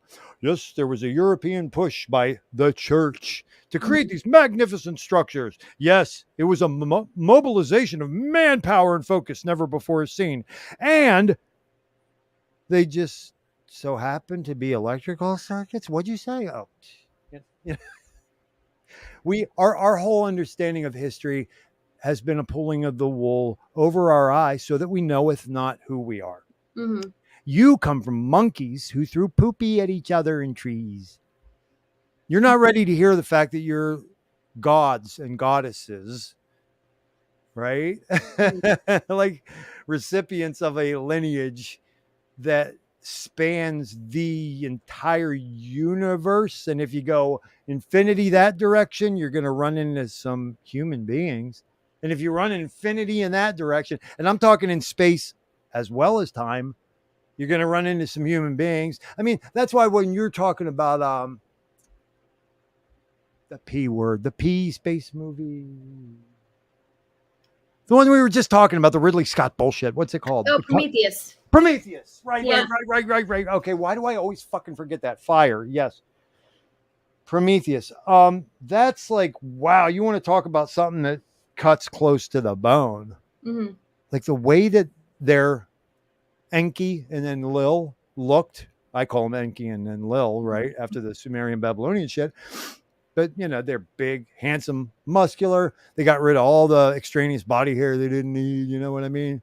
13, 14, 20 feet high, all this shit. It's like, wow. Like that shit gave me goosebumps the first time I fucking saw it, I never made that connection with Prometheus. Yeah. Yeah, that's interesting. Well, the thing about a lot of these movie producers and directors, and Jordan Maxwell, God, may he rest in peace, that, he would tell us, because he was Californian too, is like, they're all mystery school members. Like this whole George Lucas gives the world Star Wars meme. Are you kidding me? In fact, I don't even know if I buy that George Lucas hired Joseph Campbell for consultation. I literally believe before his birth, he might have been tasked to deliver this in the form of a modern cinematography, and script. No, it's look at Star Wars. Yeah. Anyway, So, I mean, I really do think that there is so much more to media than what meets the eye. That a lot of it is trying to signal things to us and give us certain messages in a they're certain laying the basis for our belief systems. yeah, laying the basis, but also Oh, that's nothing. yeah, laying the basis that too, but also keying us into certain things like warnings too. Warning us not all of it. You know, No, I know, and yeah. this is what's going to be great about our relationship as friends, brother and sister, developing. Right, is Mhm. that let's get this to the point, and I'll tell you what, I ain't even challenging Ash this. I'm telling all you guys, and I mean myself too. Can we please get away from the fucking apologizing before we've said what we're going to say or after we've said what we really mean? Like society has literally cracked a whip on even us that we feel like we're supposed to deliver a disclaimer. Before everything that we fucking say, you have to apologize and clarify. Oh, I don't want to say it wrong. They might take it wrong. They need to understand where I'm coming from. So I better qualify it out the gate. And then after I've said it, oh, I better dial it in and tighten it up after that. It's like, they won. And it's like, oh, it infuriates me. And I understand within reason we have to be careful because I could take one wrong left turn intellectually right now. And Ashley Ash should be like, hey, TB, Dent Up, I want to talk to you, motherfuckers. Like, who is that crazy mother? Like, oh God, like anything could happen. And we're feeling one another out. We're not sure if we could trust because we spent our whole life being fucking lied to 80,000 ways to Sunday, not only institutionally, not only historically, but even in your goddamn personal fucking life, your relationships, your romances, your drug dealer, every fucking buddy. Like, oh my God. It's amazing that we all can do anything. I'm so proud of myself and all of you. This is something I wanted to tell you earlier, and it might be the place to leave this. Ash, friends, family, Hexicans, Pulse, Chaniacs, think about this and feel strong. How many attack vectors are they hitting you from today? How many things do they have to control? How many different scary gifts does the human being have or that we can make manifest that'll throw off their whole shit? It's like not enough just to have a pharmaceutical complex attack vector. But it doesn't mean shit unless we got all the fucking doctors and the support staff and the medical industries. And then wait a minute. No, let's get the lawyers to know. Yeah, the lawyers have to be in on the fucking whole thing. Like, guys, look. Oh my God, I feel so good right now when I think about all the things, all the machinations that they have to perform to keep you and me from being that. Ooh, you know not what you are. I know not what I am. Fuck. It's boundless. It's fucking boundless. Antibalas. Yeah. I don't care if they kill me right now. I'm bulletproof. I'm deathless and I'm bulletproof. Yeah. And it truly is an assault from every single angle. Why isn't that miraculous that they have to go to those lengths? Yeah. Wow.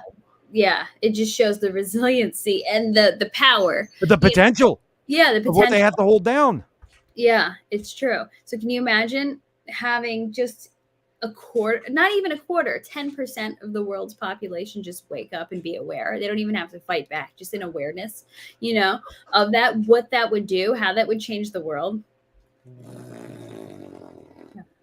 It would just being aware, being educated on it would They couldn't even let him get a full term in this incarnation. The guy on the food stamp card named Old Dirty Bastard. Trifling. Not familiar with him. The name sounds familiar, but Wu-Tang, the only dead member of Wu-Tang. Oh, okay. So they killed him? Oh yeah. Okay. Heard a lot of they said that a balloon full of heroin exploded in his stomach on his way back from Amsterdam. Oh, there you go. Yeah. You can see that, how that is easily sabotaged. It was okay when he called himself Big Baby Jesus, but when he said he was also Osiris, that was a problem. Well, they don't like people. Goddamn, do you hear what Thothschild just They don't like people. Yeah, they don't like any talk of their old gods they're worshiping. They don't want. Right. Yeah. They don't want us in on what they're doing and what they're thinking, and so interesting. I wonder if all the Hexicans were actually alive in Alexandria at one time. That's a fantasy that I have. Well, not I don't subscribe to those beliefs, but I have to say, Alexandria Man is one of those things that just fascinate me constantly to think about. I'm like, there's a reason Yeah. they burned down that library. They Oh, destroyed that. Yeah, what was lost in that? that's funny that you said that because that was a foundational thought that I had in my life. Mhm. What was in that library? And then you usually follow that up with, what the fuck do they have in the basement at the Vatican? Yep, I think about that a lot too, and I always thought about it as it was just some sort of conflict between the two, and these things end up, sometimes caught in the quote unquote crossfire, and I always just kind of subscribed to that belief that was force fed to us until my mom recently said, she's like, well, what was in that library that maybe made them want to burn it down intentionally? It probably was an intentional thing, a reset of knowledge. And I'm like, oh, I never thought about it like that, you know. Well, yeah, and think about what they said. Astronomy is no good for the sheep herder's wife. It's no good for the mason, but the monks who cloister themselves, they can fuck with it. Mm-hmm. Yeah. They don't want us empowered. They don't want us realizing we're gods and goddesses. Mm. Yeah. They don't want us. Yeah, they don't want people to understand in full human That's why potential. it's so comical, Ashley. That's why, like, you really have to always stay cognizant of this farce and the satire and the humor. Because you take a step back this far and you're like, look at me, look at her, look at us. Like, oh my God, so afraid of death and lack, Mm-hmm. can get cold and freeze to death, can get hot and get dehydrated. It's like, it's all these fucking matrices of lack and Mm-hmm. limit, and it's almost laughable. It's like Mm-hmm. fucking, it's a cartoon. Like, oh my God, look at these jackasses, these 8 billion jackasses. Yeah. Like, Yeah. They got us as puppets, you know. Yeah. Or they're something's trying. coming. We know that much. We don't know what, right? But we What? know like fucking something's coming. Oh, Right? for sure. Yeah. Yeah, and it's coming faster than ever. We're there. We truly are standing at the edge of something.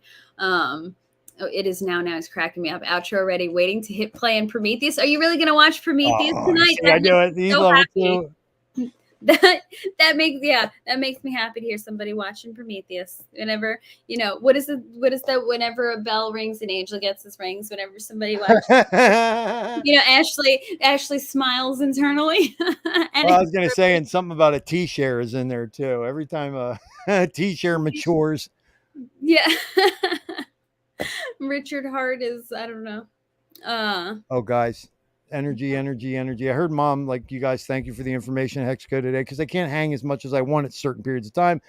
Thank you for the update. Also, thank you for listening to the intelligent ones of us in the community who said, don't fucking go to Florida. Don't try to find the hospital. Don't ask for audience. Don't take pictures. Like, back the fuck up. And if he needs a security force, there's thousands of us there with heavy weaponry in a minute's notice. He knows that.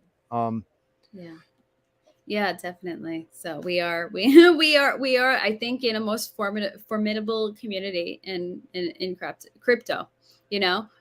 We're all here for each other. We're going to back each other up, and we're going to wake everybody up or plant the seeds to wake people up. So thank you Right. for being a And we're part of not that. elitists, so I know you're scared because we speak with strong, feelings and purpose and passion, and we're usually right and you're usually wrong. But here's the thing: tomorrow morning, come join us. Really, we're not fucking elitists and we're not bloodline. Mhm. Come fucking join us. You guys were angry at us because you got Ada at $2. Like, okay, fine, that's cool. You made mistakes, and you're like, you're looking at the king. I made a fuck ton of mistakes, and I'm probably going to make a couple more. But as far as Hexaco goes, doors are open. Come join us. Yeah, exactly. Can't hurt, you know? Oh, Ashley, thank you so much, like, for like taking these guys at their words, like Luther and TB and Tinta, I and being figured like, he's weird, but he's not too dangerous. Yeah, I figured, you know what? This is safe. If you were insane, I could totally rug you. I didn't need to do that. So I'm glad thank you for coming on. Had a great conversation, and that everybody seemed to be into it and on the same page as us. That was pretty cool to see the chat going. And You know what? I was showing to you and me. I'm gonna have to do on the rewatch, like on the replaying of it, watching it. Because I'm sorry, chat. I'm gonna admit it here to you guys. I didn't look at you hardly once. It's hard to do both. I find it hard. If I was running the stream like you are, being the producer as well as the interviewer, as well as giving your own version of things, like that's I do it. They know me, they're gonna laugh. I'm usually a half hour behind, but you know who else is? Fucking Richard Hart. So eat my you know what. Oh, I didn't realize he was behind him. Always catching him in the replay. But yeah, it was really nice Look being at all here. these great names, good people.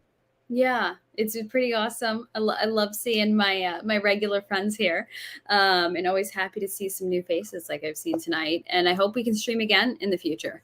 Yes, and if you can, if you have got a long drive or you're getting ready in the morning, let me know and I'll give you my opinion of where the most quality is to be found out of the 20 episodes. If you want to start with like, don't, whatever you do, don't watch the 6 hour thing because it's just life story shit that isn't going to give as much value. Like Tinfoil Royals, Mac and Yeti and I, for the last third of that, were literally vibrating above our chairs. Okay. And that's after we had whales and we had basketball.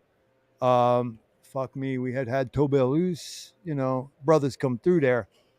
Me and Hex Mac, Australia, you know, I'm on this end of the clock. He's on this end of the clock. And I'm sorry, guys, pancake. I'm sorry, pancake. We were humming. And there wasn't really anything about appearances or intent or effort. It's like we just hit the groove. If I would have told a lie during a 2 hour block of that, it would have stuck out like a turd in a punch bowl. You know what I mean? Like, yeah. So go check out Tinfoil Royals, Ash. And if you have any questions or you want a list of some things, because if you do that, then I'm not only going to tell you about my stuff, but I'm going to tell you about some of my heroes, and maybe you can key me in on some of yours. Cool. Yeah, sounds good. Yeah, so we'll stay in communication. And yeah, and thanks to everybody who made this possible. And thank you for being here tonight, for making this work in your schedule. And thank you for having me.